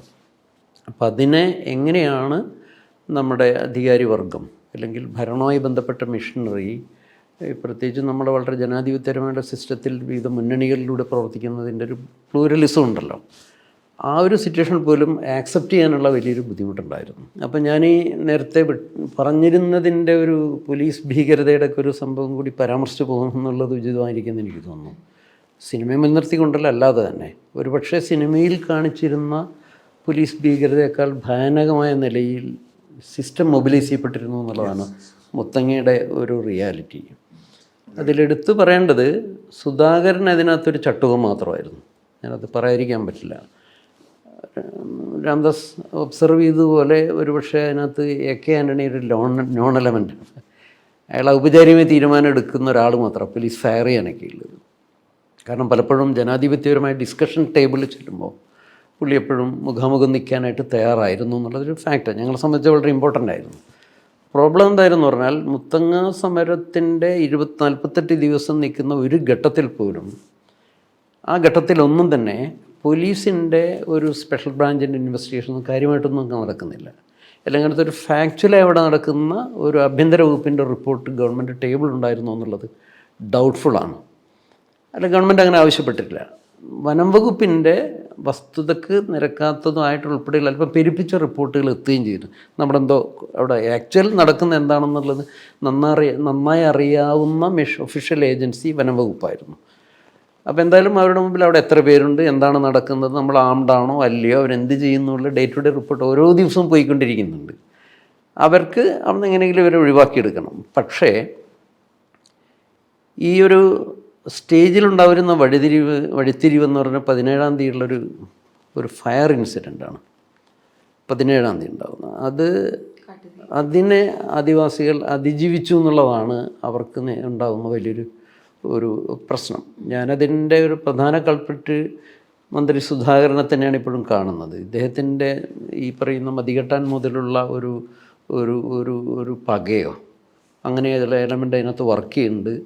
ഈ എവിക്ഷന് മുമ്പ് അദ്ദേഹം ഒരു പ്രാവശ്യമെങ്കിലും അവിടെ വന്നു പോയതായിട്ടൊക്കെ നമ്മൾ കേട്ടറിഞ്ഞിട്ടുണ്ട്.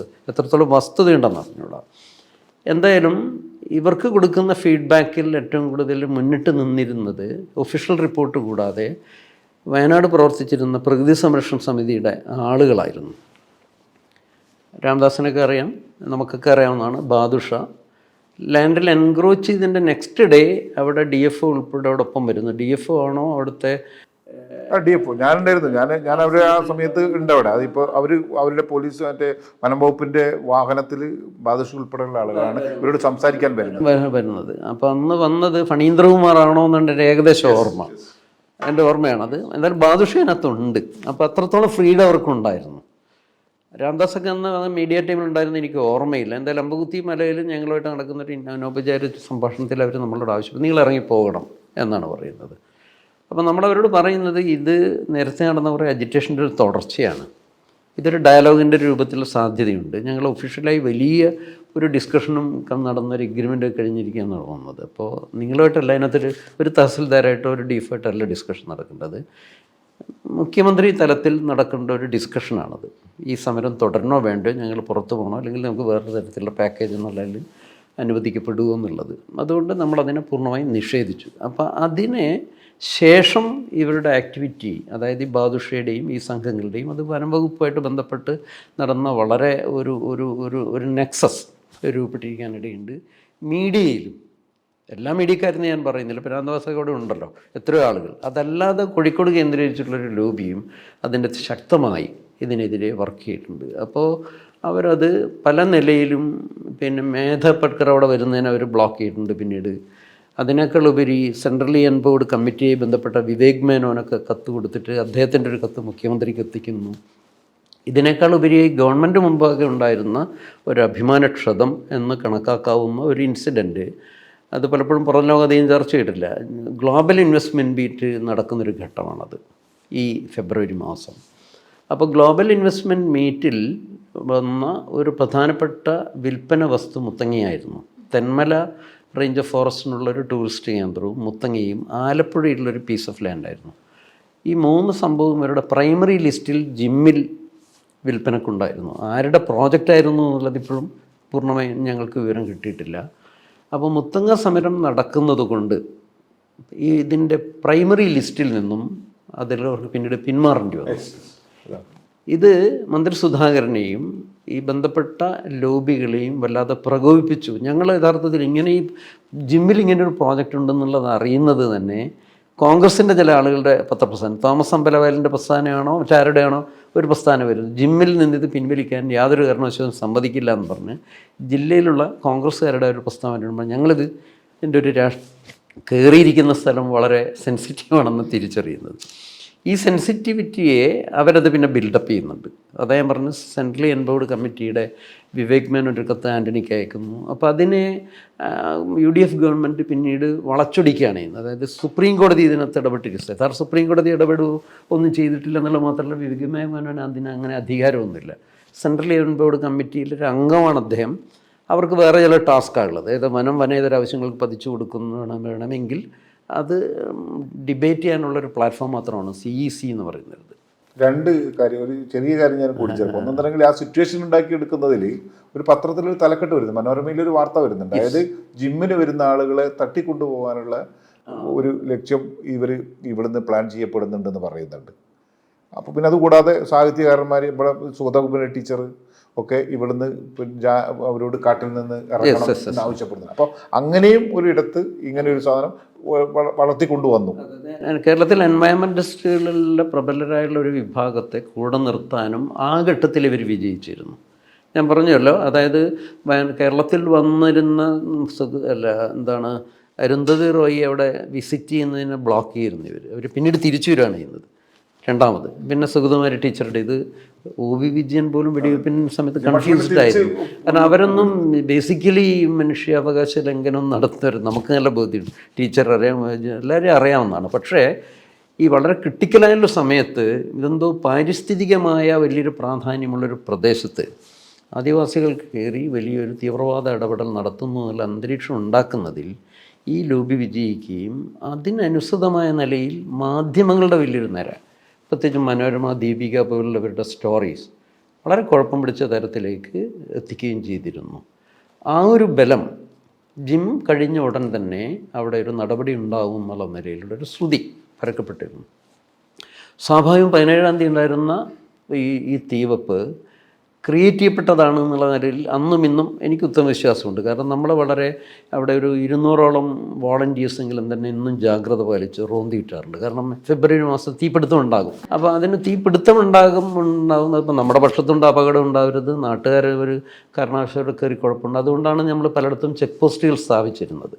ചെക്ക് പോസ്റ്റിൽ ആരും കടത്തിവിടാതിരുന്നില്ല, ആര് പോകുന്നു കാരണം അവിടെ എന്ത് കുഴപ്പമുണ്ടായാലും അതിൻ്റെ ഉത്തരവാദിത്വം സമരക്കാരുടെ തലയിൽ വരുന്നു എന്നുള്ളതുകൊണ്ട് നമ്മൾ നമ്മുടേതായുള്ളൊരു സുരക്ഷയുടെ ഭാഗമായിട്ടും സ്റ്റേറ്റിനോടും ജനങ്ങൾക്കും നമുക്കിത് പറയേണ്ടതുണ്ട്. അവിടെ എന്ത് സംഭവിക്കും, വനം വകുപ്പടെ വന്ന് രാവിലെ ഒന്ന് റിപ്പോർട്ട് എടുക്കുന്നതിന് നമുക്ക് തടസ്സമൊന്നും ഉണ്ടായിരുന്നില്ല. എനിവേ ഈ 17-ാം തീയതിയുള്ള പോലീസ് ഫോറസ്റ്റ് ഫയർ 2 കേന്ദ്രങ്ങളിൽ അറ്റ് എ ടൈം ഉണ്ടായതുകൊണ്ട് തന്നെ അത് വലിയൊരു ക്രിയേറ്റഡ് സംഭവമാണെന്നുള്ളതിൽ നമുക്ക് ഉത്തമ ബോധ്യം ഉണ്ടായിരുന്നു. അതുമുതലുണ്ടായിരുന്ന വലിയൊരു ക്രൈസിസ് അവിടെ ഉണ്ടായിരുന്നു. ഏതാണ്ട് 11 മണിക്ക് കണ്ട തീ 11, 12, 2 മണിയാവുന്നതോടെ ഒരു 5000 ഹെക്ടറെങ്കിലും ഭൂമി കത്തിപ്പോവുകയും ആദിവാസികൾ കുടിൽ കിട്ടിയ മേഖല ഉൾപ്പെടെ വ്യാപിക്കുകയും ചെയ്യും. അതിനെ നമുക്ക് പരമാവധി ആളപായം ഉണ്ടാകാത്ത രീതിയിൽ ആളുകൾ ഇവാക്യുവേറ്റ് ചെയ്ത് തകരപ്പാടി ഭാഗത്ത് നമ്മൾ കേന്ദ്രീകരിപ്പിക്കുകയാണ് ചെയ്തിരുന്നത്. ഈ ഘട്ടങ്ങളിൽ ഒരിക്കൽ പോലും വനം വകുപ്പിൻ്റെ ഒരു ഉദ്യോഗസ്ഥർ വന്ന് നമ്മളോട് എവിക്റ്റ് ചെയ്ത് പോകണമെന്നോ അല്ലെങ്കിൽ ഒരു പ്രിക്കോഷണറി മെഷർ ഫയർ എഞ്ചിൻ കൊണ്ടുവരുമോ അങ്ങനെയുള്ള യാതൊരു നടപടിയും നടത്തില്ല. തൊട്ട് മൂക്കിന് മുമ്പ് അവരുണ്ടവിടെ.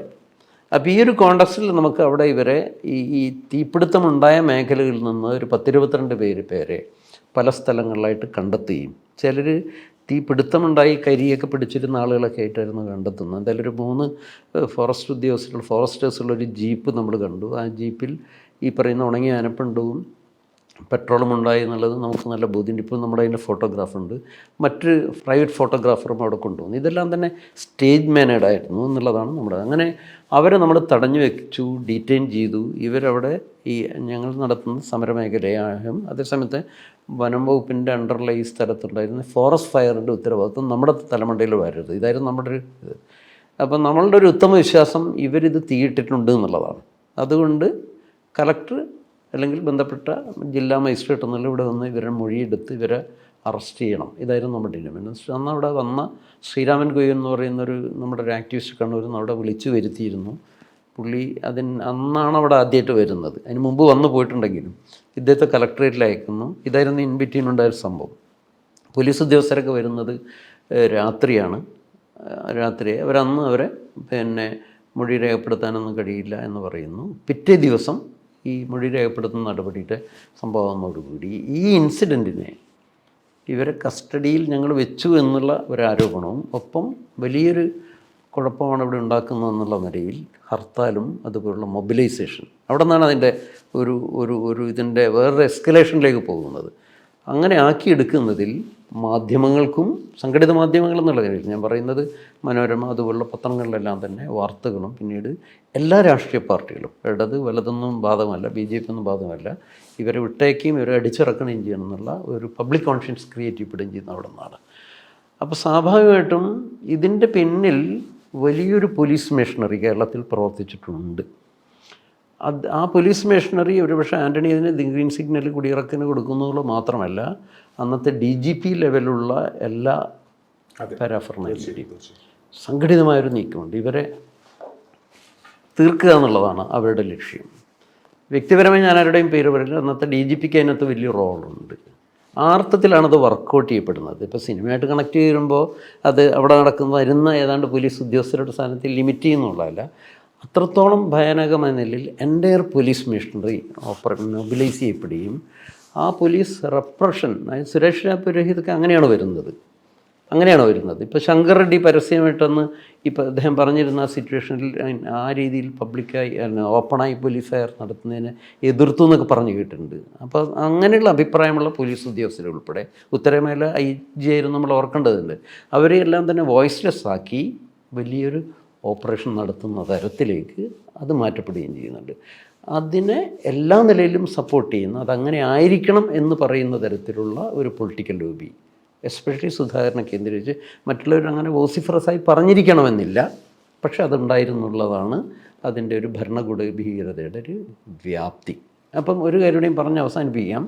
ഞാനിപ്പോൾ ഈ മരണവുമായി ബന്ധപ്പെട്ട എണ്ണങ്ങളുടെ ഒരു സംഭവം, വേറൊരു പോയവരെല്ലാം തന്നെ തിരിച്ചു വരപ്പെട്ടോ എന്ന ഒരു ഹിസ്റ്റോറിക്കൽ ഡൗട്ട് ഇപ്പോഴത്തേക്ക് ഇത് കുറേയധികം പേര് പലായനം ചെയ്യുന്നുള്ള ശരിയാണ്.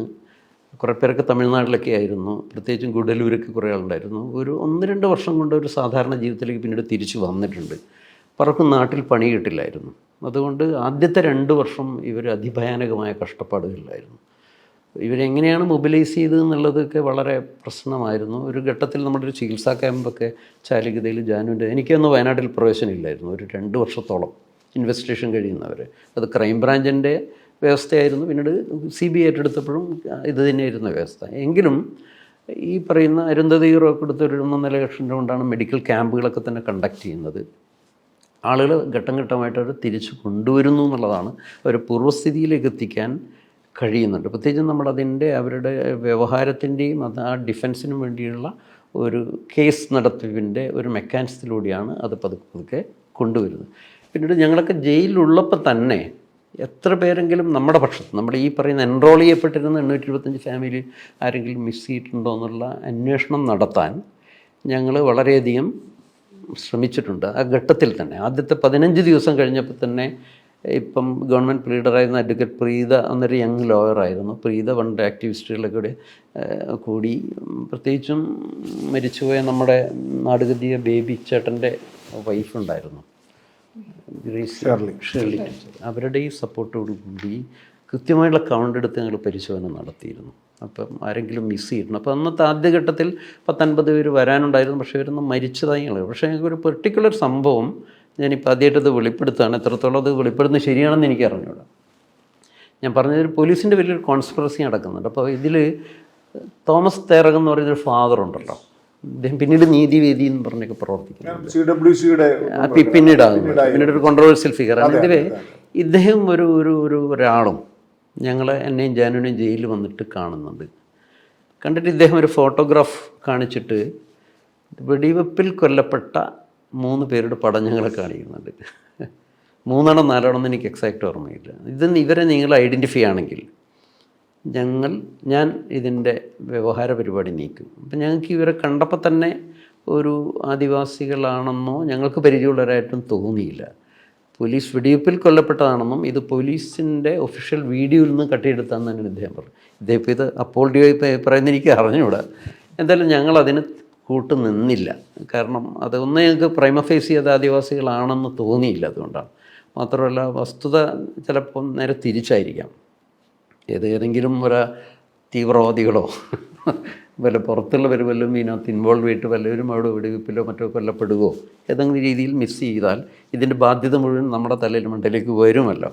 ഞാൻ ഇക്കാര്യത്തെ വേറെ നിലയിൽ കൂട്ടി വായിക്കുന്നുണ്ട്. കാരണം ഈ പോലീസിൻ്റെ വലിയ ഒരു മിഷനറി, ഏറ്റവും വലിയൊരു കോൺസ്പിറസി ഇതിനകത്ത് നടന്നിരുന്നത് ഇതിനൊരു മാവോയിസ്റ്റ് ലിങ്കേജ് ഉണ്ടാക്കിയെടുക്കുക എന്നുള്ള ഒരു വലിയൊരു ആസൂത്രിതമായ ഗൂഢാലോചന നടന്നിരുന്നു.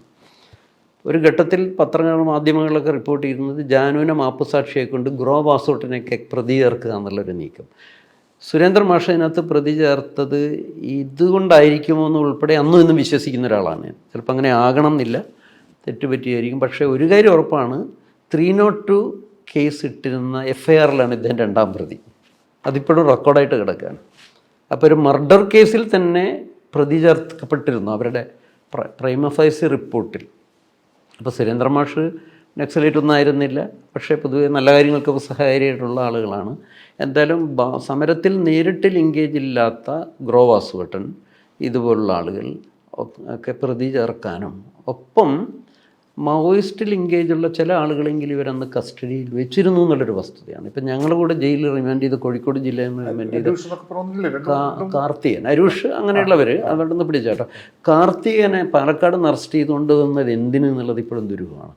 ഇദ്ദേഹം 21-ാം തീയതിയാണ് പിടിച്ചുകൊണ്ടിരുന്നത്, 20-ന് വെടിവെപ്പണമെന്ന്. ഇദ്ദേഹം അവിടെ ഒരു ഭൂസമരം ഉണ്ടായിരുന്നു അവിടെ നെല്ലിയാമ്പതി. ആ ഭൂസമരത്തിൽ ലിങ്കേജുള്ള അവരാണ് ലീഡ് ചെയ്തത്. പുള്ളി ഒരു ലോഡ്ജിൽ നിന്ന് പിടിച്ചു കൊണ്ടുവരികയാണ്. ഞങ്ങളെ റിമാൻഡ് ചെയ്യുന്നതിൻ്റെ തലേ ദിവസം വരെ ആ കൂട്ടത്തിലാണ് കാർത്തികൻ. ഇദ്ദേഹത്തിൻ്റെ സ്വകാര്യമായിട്ട് ലോക്കപ്പ് ചെയ്തിട്ടിരിക്കുകയായിരുന്നു. അപ്പോൾ ഞാനിതിനെ കൂട്ടി വായിക്കുന്നത് 2 പ്രാവശ്യം തകരപ്പാടിയിൽ കാർത്തികനെ സന്ധ്യാസമയത്ത് കൊണ്ടുപോയതായിട്ട് പുള്ളി ഞങ്ങളോട് വെളിപ്പെടുത്തുന്നുണ്ട്. അപ്പം ഈ നിലക്ക് ഇതിനൊരു മാവോയിസ്റ്റ് കണക്ഷൻ ക്രിയേറ്റ് ചെയ്യാൻ പോലീസിൻ്റെ പക്ഷത്തുനിന്ന് ആദ്യഘട്ടത്തിലൊരു ഗൂഢാലോചന നടന്നു. ഒരു പക്ഷേ ഒരു ഏറ്റുമുട്ടലിൽ ഇവരെല്ലാം തന്നെ ആരെങ്കിലും കാർത്തികൻ കൊല്ലപ്പെട്ടാൽ ഇതിൻ്റെ എൻ്റയർ പിക്ചർ മാറുകയാണല്ലോ. അങ്ങനൊരു കോൺസ്പിറസി പോലീസിൻ്റെ പക്ഷത്ത് നടന്നിട്ടില്ല എന്ന് പറയാൻ പറ്റില്ല. ആ നിലയിലാണോ ഈ 3 പേരുടെ വീഡിയോ അദ്ദേഹം കാണിച്ചത് എന്ന് ഇപ്പോഴും ഞങ്ങളുടെ മനസ്സിലുള്ളൊരു കാര്യമാണ്. പക്ഷേ ഇതിൽ ടേണിംഗ് പോയിൻ്റ് ഉണ്ടാകുന്നൊരു സംഭവം 22-ാം തീയതി ഞാനും ജാനും സറണ്ടർ ചെയ്യുന്നിടത്താണ്. അത് സറണ്ടർ ചെയ്യുന്നതോടുകൂടി അവർക്ക് അത്തരത്തിലുള്ള കഥകൾ മെനയാനുള്ള അല്ലെങ്കിൽ കേസുകൾക്ക് അങ്ങനെയൊരു കണക്ഷൻ ഉണ്ടാക്കാനുള്ള പോലീസിൻ്റെ വലിയൊരു ഗൂഢാലോചനയും കൂടി പൊളിയുന്നു എന്നുള്ളതാണ് വസ്തുത. മറ്റൊന്ന്, ഈ ഞങ്ങളുടെ കണ്ടുപിടിക്കാൻ എന്നുള്ള പേരിൽ ഊരുകളിലും കോളനികളിലും നടത്തുന്ന റെയ്ഡുകൾക്കൊരു വിരാമമുണ്ടായി എന്നുള്ളതാണ്. ഞാനിത് സീരിയസ് ആയിട്ട് പറയുന്നത് അതുകൊണ്ട് തന്നെ ഗോത്രവർഗ്ഗക്കാരല്ലാത്ത ഒരു മുത്തങ്ങയിൽ ഞങ്ങളുടെ ഗോത്രമാസഭയുടെ ആളുകളല്ലാത്ത ആരെങ്കിലും ആളപായം ഉണ്ടായിട്ടില്ല എന്ന് തീർത്ത് പറയാനൊന്നും പറ്റില്ല. ഞാനിപ്പോഴും അങ്ങനെ വിശ്വസിക്കുന്നുണ്ട്. കാരണം രാംദാസിനൊക്കെ അറിയാവുന്നല്ലോ, മന്ത്രി സുധാകരൻ കൊണ്ടുവന്ന ധാരാളം ക്രിമിനൽസ് അവിടെ ഉണ്ടായിരുന്നു. അതിൽ 4 പേരെങ്കിലും തീപ്പൊള്ളലേറ്റിട്ട് തലശ്ശേരി സഹകരണ ആശുപത്രിയിൽ പിൽക്കാലത്ത് ട്രീറ്റ് ചെയ്യപ്പെട്ടിട്ടുണ്ട്. SN കോളേജിലുള്ള KSUവിൻ്റെ ഗുണ്ടാസംഘത്തിൽപ്പെട്ട ഒരു ലീഡിങ് ഫിഗർ എന്ന് വിഷ്വൽ മീഡിയയിൽ ഈ റെയ്ഡിൽ ആദ്യം വെച്ചാൽ 11 മണി വരെ ഉണ്ടായ റെയ്ഡിൽ 11 മണിക്ക് ശേഷം എല്ലാവരും ഇവരെ തന്നെ ഇറക്കി വിട്ടു. പക്ഷേ ആദ്യത്തെ ഒരു മലവെള്ളപ്പാച്ചിൽ പോലെ ഇതിനകത്ത് ബഹളമുണ്ടാക്കുന്ന കൂട്ടത്തിൽ ധാരാളം പേർ ഈ പറയുന്ന പോലീസ് അല്ലാത്തവരും ഫോറസ്റ്റുകാരല്ലാത്തവരും ഉണ്ടായിരുന്നു എന്നുള്ളത് ഫാക്റ്റാണ്. 11 മണിക്ക് ശേഷം ഉണ്ടായിട്ടല്ലേ ഞാൻ പറഞ്ഞത്. അപ്പം അതുകൊണ്ട് അത്തരം സാധ്യതകളൊന്നും തന്നെ തള്ളിക്കളയാൻ പറ്റില്ല. ഇതിന് പുറത്ത് അതുകൊണ്ട് പഞ്ചസാര ഇട്ട് കത്തിച്ചു എന്ന് പറയുന്നതിൻ്റെ ഒരു സംഭവം അന്നും ഇന്നും ഹിസ്റ്ററിയിലൊരു ദുരൂഹമായിട്ട് ഇങ്ങനെ കിടക്കട്ടെ എന്നാണ് ഞാൻ വെച്ചത്. എന്തായാലും ഗോത്രമാസമായി ബന്ധപ്പെട്ട ആളുകളായിരുന്നു തന്നെ. അന്ന് ജോഗി കൊല്ലപ്പെട്ടു, പിന്നെ ഒരു കുട്ടി മരണപ്പെട്ടു. അതെ, പിന്നീട് മരണപ്പെട്ടിട്ടുണ്ട്. ഇത് മർദ്ദനം കൊണ്ടൊക്കെ തന്നെ. ജോഗി അല്ല വെരുവൻ ഗോപാലൻ, അത് ഒരു 1.5 മാസത്തിനുള്ളിലുള്ള മരണമാണത്. വെരുവൻ ഗോപാലൻ ഞാണൻ. ഒരാൾ മനോനില തെറ്റി മരണപ്പെട്ടു, ഒരാൾ ബ്ലഡ് വൊമിറ്റ് ചെയ്തിട്ട് മരിച്ചു. ഇതെല്ലാം തന്നെ ക്രൈംബ്രാഞ്ചിൻ്റെ മർദ്ദനം കൊണ്ടുണ്ടായിരുന്നൊരു സംഭവമാണ്. പിന്നീട് CBI ഏറ്റെടുത്തപ്പോഴും ഭീകരമർദ്ദനം നടന്നൊരു രാധാകൃഷ്ണൻ പിന്നീട് അപ്രത്യക്ഷനായിട്ടുണ്ട്, ഇപ്പോഴും ഇല്ല. അതിലിപ്പോൾ കേസിൽ ഇങ്ങനെ പിടിയിട്ടപ്പള്ളിയായിട്ട് നടക്കുക. മരണപ്പെട്ടോ ഇനി വേറെ ഉണ്ടോ എന്നുള്ളത് അറിഞ്ഞൂടെ. രാവിലെ ഈ പറയുന്ന ഫെബ്രുവരി 19-ാം തീയതി രാവിലെ മുത്തങ്ങയിൽ തകരപ്പാടിയിൽ നടക്കുന്ന ഈ പോലീസിൻ്റെ ഒരു ഞാനവിടെ ഉണ്ട്. അപ്പോൾ അത് റിപ്പോർട്ടിങ്ങിൻ്റെ ഭാഗമായിട്ട് നമ്മളവിടെ ഉണ്ട്. ഏതാണ്ടൊരു 1000-ഓളം ആളുകളാണ് ഈ പറയുന്ന ഇവിടെ ഉണ്ടായിരുന്നത്. അതായത് പോലീസും വനം വകുപ്പുകാരും പിന്നെ ഗീതമാഷ് പറഞ്ഞ ഈ ഗുണ്ടകളുടെ ഒരു സംഘവും. അത് കണ്ണൂരിൽ നിന്ന് വന്നിട്ടുള്ള ആളുകളുണ്ടായിരുന്നു. നമുക്കറിയാം പിന്നെ പലപ്പോഴും വനം വകുപ്പിൻ്റെ ഈ പുറം ജോലികളിൽ അതത് ഭരിക്കുന്ന ആളുകളുടെ ചില ഏജൻറ്റുമാർ എപ്പോഴും വർക്ക് ചെയ്യും. അപ്പം അങ്ങനെയുള്ള ആളുകൾ നിരവധി ഉണ്ടായിരുന്നു. എനിക്ക് തോന്നുന്നത് ഈ പറയുന്നൊരു 100-700 ഔദ്യോഗികമായിട്ട് അവർ പറയുന്നൊരു 700 പേരുടെ ഒരു സേനയാണ് പറയുന്നത്. അതിന് ബാക്കി ഒരു 100-300 പേര് തന്നെ ഈ രൂപത്തിൽ തന്നെ ഉണ്ടായിരുന്ന ആളുകളാണ്. അവർ നമുക്ക് കൃത്യമായിട്ട് നമുക്ക് ഐഡൻറ്റിഫൈ ചെയ്യാൻ പറ്റും പലരെയും. പിന്നീട് പക്ഷേ എന്താണെങ്കിൽ നമുക്കൊക്കെ ഈ പറയുന്ന ആളുകൾ തന്നെ ഈ സമരത്തെ അല്ലെങ്കിൽ അതിൽ റിപ്പോർട്ട് ചെയ്യാൻ പോകുന്ന ആളുകളെല്ലാം ഒരുതരം വല്ലാത്തൊരു മാനസികാവസ്ഥയിൽ എത്തിപ്പെടുക ചെയ്യുന്നത്. ഡിസ്ട്രിക്ട് കളക്ടർ വരെ വെച്ച് 1.5 മണിക്കൂർ തടഞ്ഞു വെച്ചല്ലോ. അതെ 11 മണിക്ക് ഈ മൊഴിയെടുക്കാൻ വന്ന് എടുത്ത് തിരിച്ചു പോകുന്ന ഡിസ്ട്രിക്ട് കളക്ടർ അദ്ദേഹം പിന്നീട് വെളിപ്പെടുത്തി ഞാൻ കഷ്ടിച്ച് രക്ഷപ്പെട്ടു എന്ന്. ഭയം കൊണ്ടായിരിക്കാം. പക്ഷേ അദ്ദേഹത്തെ ഘരാവ് ചെയ്ത് തടഞ്ഞു വെച്ചു ഇല്ലേ 17-ാം തീയതി. അതെ അല്ല, ഇപ്പോൾ ഈ 17-ാം തീയതിയുള്ള വല്ലാത്തൊരു പ്രശ്നം. 18-ാം തീയതി വൈകുന്നേരം ഒരു വലിയ പ്രതിഷേധ പ്രകടനം നടത്തുന്നുണ്ട് ഈ സമരഭൂമിയിലേക്ക്. വയനാട്ടിലുള്ള മുഴുവൻ രാഷ്ട്രീയ പാർട്ടികളും ജില്ലാ നേതാക്കൾ ഉൾപ്പെടെയുള്ള ആളുകളാണ് ഇവരെ വെടിവെച്ച് ഒഴിപ്പിക്കണം എന്നൊക്കെ പറഞ്ഞിട്ട് വെടിവെക്കണം എന്ന് പറഞ്ഞിട്ട് തന്നെയാണ് മുദ്രാവാക്യം നോക്കിക്കൊണ്ട് പബ്ലിക് കോൺഷ്യൻസ് ക്രിയേറ്റ് ചെയ്യുന്നതിൽ പൊളിറ്റിക്കൽ പാർട്ടിയുടെ ഈ പാരാഫർണേലിയയുടെ വയനാട്ടില് ബാക്കി സോക്കോൾഡ് കുടിയേറി താമസിച്ച ആളുകൾ മുതൽ വല്ല ഇൻവൈഡേഴ്സിന്റെയും ഒട്ടും സപ്പോർട്ട് കിട്ടാത്തൊരു സമരമായിട്ട്. സപ്പോർട്ടില്ല എന്നുള്ളത് മാത്രമല്ല, ഈ ഒരു ആദിവാസികൾക്കെതിരെ അവരെ രാംദാസ് സാർ നേരത്തെ പറഞ്ഞതുപോലെ ആർക്കും പിടിച്ച് അടിക്കാവുന്ന ഒരു മനോഭാവത്തിൽ എത്തിക്കുന്നതിൽ, അത് ക്രിയേറ്റ് ചെയ്യുന്നതിൽ സിവിൽ സൊസൈറ്റിയുടെ ഇത്തരം ഘടകങ്ങൾ, രാഷ്ട്രീയ പാർട്ടികൾ, മീഡിയകൾ, പോലീസ്, ഇവരൊക്കെയാണല്ലോ അതിനകത്തൊരു ഒരു ബാലൻസ് മെയിൻറ്റെയിൻ ചെയ്യേണ്ടത്. അപ്പോൾ ഡിസ്ട്രിക്ട് അതോറിറ്റി എന്നുള്ള കളക്ടറും അല്ലെങ്കിൽ SP ഒക്കെ അന്ന് 17-ന് കാണിച്ചിരുന്ന 18-ാം തീയതി കാണിച്ചിരിക്കുന്ന ഒരു ബാലൻസിങ് സ്റ്റാൻഡ് ഉണ്ടായിരുന്നു. അത് ബ്രേക്ക് ചെയ്യപ്പെട്ടു. അവരുൾപ്പെടെ ഈ പക്ഷത്തേക്ക് എത്തിക്കും. ഇപ്പം ഇവർക്കൊന്നും ഇറങ്ങി നടക്കാൻ പറ്റില്ല. രാംദാസിനൊന്നും ആ ദിവസം അവിടെ നിൽക്കാൻ പോലും പറ്റില്ല. കണ്ടാൽ ഇവർക്ക് അടിയുള്ളൂ.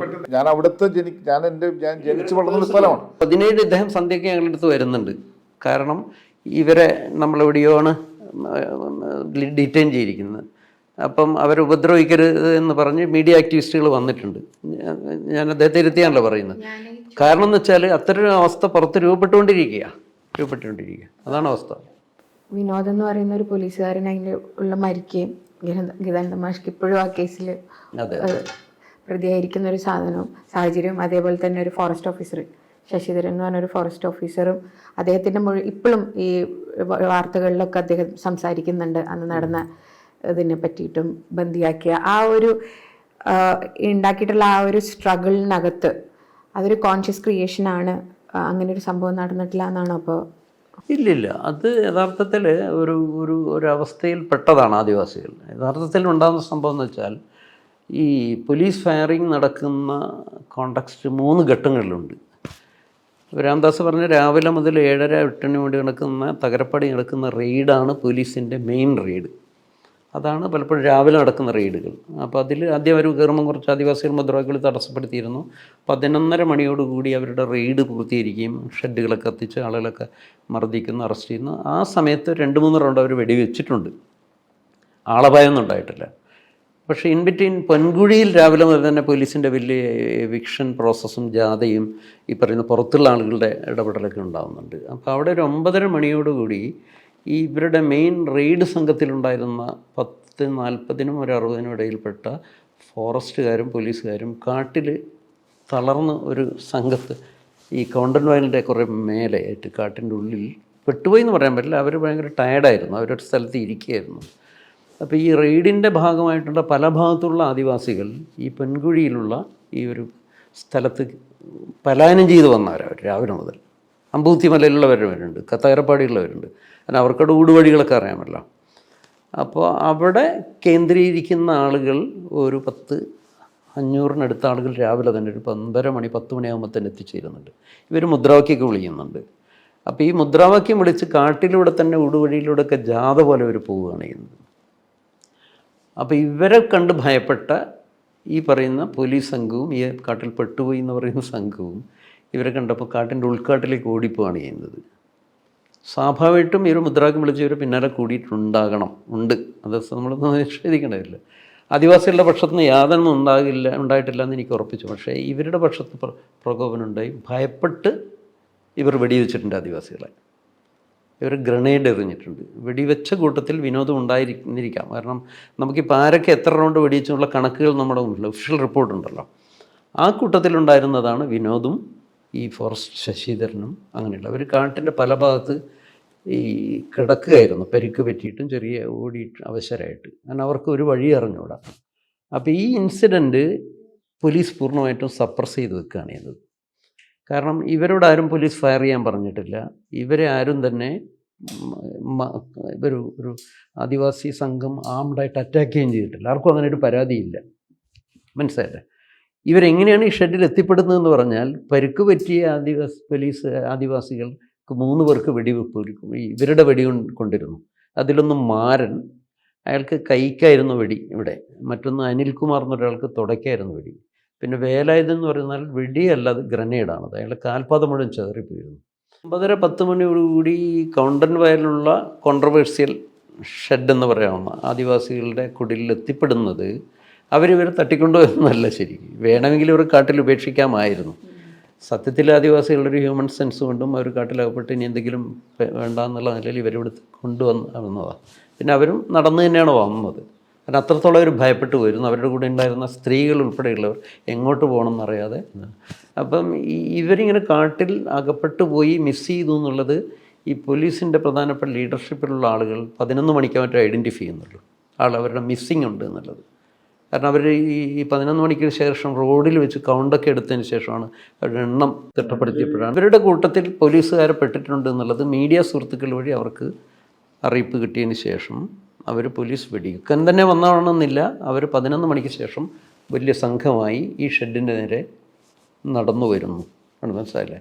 അപ്പം ഇത് തകരപ്പാടി ഉണ്ടായതുപോലെയും അല്പം 5 മിനിറ്റ് മുമ്പ് 10 അരമണിക്കൂർ മുമ്പുള്ള വെടിവെപ്പാണ്. ഇതുപോലൊരു വെടിവെപ്പ് ഉണ്ടാകുമോ എന്നുള്ളത് ആളുകൾ ന്യായമായിട്ടും ഭയന്നിരുന്നു. അവിടെ അവർ മുദ്രാവാക്യം വിളിച്ച് നിൽക്കുകയും വെടിവെക്കരുത്, ഈ ഷെഡിൽ നിങ്ങളുടെ ആളുകളുണ്ടെന്ന് അവരെ അറിയിക്കുകയാണ് ചെയ്യുന്നത്. അവരെയും കൂടി കാണിച്ചുകൊണ്ടെന്നാണ് സത്യം. ഇതിനെ പിന്നീട് ഇവരെ ബന്ദിയാക്കി എന്നുള്ള നിലയിലുള്ള ഒരു സംഭവം പോലീസിൻ്റെ ഉന്നത വൃത്തങ്ങളിൽ ഗൂഢാലോചന നടത്തിയാക്കി മാറ്റുന്നത്. കാരണം ആദിവാസികളുടെ ന്യായമുള്ള ആവശ്യം ഇവർ 2 പേരെ ആശുപത്രിയിൽ എത്തിക്കണം. അത് മീഡിയക്കാർക്കൊക്കെ അറിയാം. അവരതിൻ്റെ ഇടയിൽ ഇൻ്റർമീഡിയറ്റ്സ് ആയിട്ട് ഒരുപാട് വർക്ക് ചെയ്യുന്നുണ്ട് പലരും, ഒത്തിരി ആളുകൾ, ഈ ക്രൈസിസ് ഒന്ന് പരിഹരിക്കാൻ.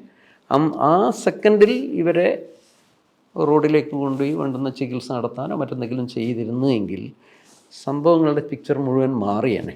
അപ്പോൾ രാവിലെ 10-11 മണി മുതൽ പിന്നീട് 5 മണി വരെയും ഇവർ DYSP ഒക്കെ ആയിട്ടുള്ള ഡയലോഗ് നടക്കുന്നുണ്ട്. അവിടെയൊക്കെ തന്നെ ഇവരുടെ ആവശ്യങ്ങളൊക്കെയാണ് പറയുന്നത്. പക്ഷേ ആ ഒരു 4-5 മണിക്കൂറിനുള്ള വലിയൊരു പൊളിറ്റിക്കൽ കോൺസ്പിറസി, ഹയർ എച്ചലോൺ എന്ന് പറയാം, അവർക്ക് വേണ്ടിയിരുന്നത് വെടിവെച്ച് ഇവരെ മോചിപ്പിക്കുക എന്നുള്ളൊരു സീൻ ക്രിയേറ്റ് ചെയ്യായിരുന്നു. അല്ലാതെ ഇവരെ ജീവൻ രക്ഷിക്കുക എന്നുള്ളത് അവരുടെ മുമ്പിലൊരു വിഷയമായിരുന്നില്ല എന്ന് ഞാനിപ്പോഴും വിശ്വസിക്കുന്നു. അതിന് ഒരുപാട് മാർഗങ്ങളുണ്ടായിരുന്നു. അവരങ്ങ് കൊണ്ടുപോകാൻ മതിയായിരുന്നു. അങ്ങനെ കൊണ്ടുപോയിട്ടുണ്ട്. വെടിവെപ്പ് നടക്കുമ്പോൾ കാട്ടിൽ കിടന്ന ഒരു റഷീദ് എന്ന് പറഞ്ഞൊരു പോലീസുകാരൻ അവർ തന്നെയാണ് എടുത്തു കൊണ്ടുപോയത്. ഇയാളെ കൊണ്ടുപോകുന്നതിൽ വിനോദിനെയും കൊണ്ടുപോകാമായിരുന്നു. അയാൾ കുറച്ച് മാറി കിടക്കുകയായിരുന്നു. കാരണം അയാളും ഷെഡിലെത്തിയാനേ. കാരണം ഇവരിങ്ങനെ വലിയൊരു വിഭാഗം ഇങ്ങനെ അരച്ച് വരുന്നത് കണ്ടതുകൊണ്ടാണ് അയാൾ അവിടെ തന്നെ കൊണ്ടുവരുന്നതും എല്ലാവരും ഭയപ്പെട്ടിട്ട് ഈ ഷെഡിൽ കൂടുമായിരുന്നു. ഇതാണ് എൻ്റെ ഫാക്ട്. അല്ല, അപ്പോൾ ഈ 11 മണി വരെ ആകുമ്പോഴേക്കും ആദ്യത്തെ ഘട്ടം അവസാനിക്കുന്നുണ്ട്. അപ്പോൾ അത് കഴിഞ്ഞിട്ടാണ് ഇവർ ഈ പോലീസ് ഉൾപ്പെടെയുള്ള ആളുകൾ ഭക്ഷണം കഴിക്കുന്നതൊക്കെ. ഈ സമയത്താണ് ഈ പറയുന്ന ഒരു സംഘം കാട്ടിലെ വഴി തെറ്റിപ്പോയതോ അങ്ങനെയൊക്കെ ആയിരിക്കാമെന്ന് എനിക്ക് തോന്നുന്നു. അതിലാണ് ഈ വിനോദമൊക്കെ ഉൾപ്പെടുന്ന ഈ സംഘം ഉള്ളത്. അപ്പം നമ്മളവിടെ എത്തുന്ന സമയത്ത് പിന്നീട് ഇവരിങ്ങനെ ഈ പറയുന്ന ഒരു 10-150 ആദിവാസികളായിട്ടുള്ള ആളുകൾ, സ്ത്രീകളാണ് കൂടുതലുണ്ടായിരുന്നത്.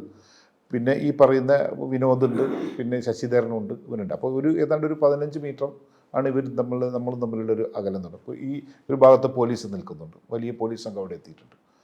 അപ്പം ഈ ട്രീറ്റ്മെൻറ്റ് കൊടുക്കണമെന്ന് ആവശ്യപ്പെടുന്നുണ്ട്. നിരവധി തവണ ആവശ്യപ്പെട്ടു. 4 പേര് റോഡിൽ പോകുന്നുണ്ട് ഒരു ഘട്ടം. അല്ല, ഞങ്ങൾ എന്നിട്ട് നമ്മളടുത്ത് പോയിട്ട് സംസാരിക്കാൻ പറഞ്ഞു. അങ്ങനെ ഞങ്ങൾ പിന്നെ പത്രപ്രവർത്തകരുടെ കൂട്ടത്തിലുള്ള 2 പേരും ചെന്നിട്ട് 2-3 ആളുകൾ പോയി കണ്ടിട്ട് വരുന്നൊക്കെയാണ്. അപ്പോൾ എന്തായാലും ചികിത്സ കൊടുക്കണം. ഞാൻ ഈ DYSPയുടെ അടുത്ത് നിരന്തരം സംസാരിക്കുന്നുണ്ട്. DYSPക്കായിരുന്നു ഇതിൻ്റെ ഒരു നിയന്ത്രണം ഉണ്ടായിരുന്നത്.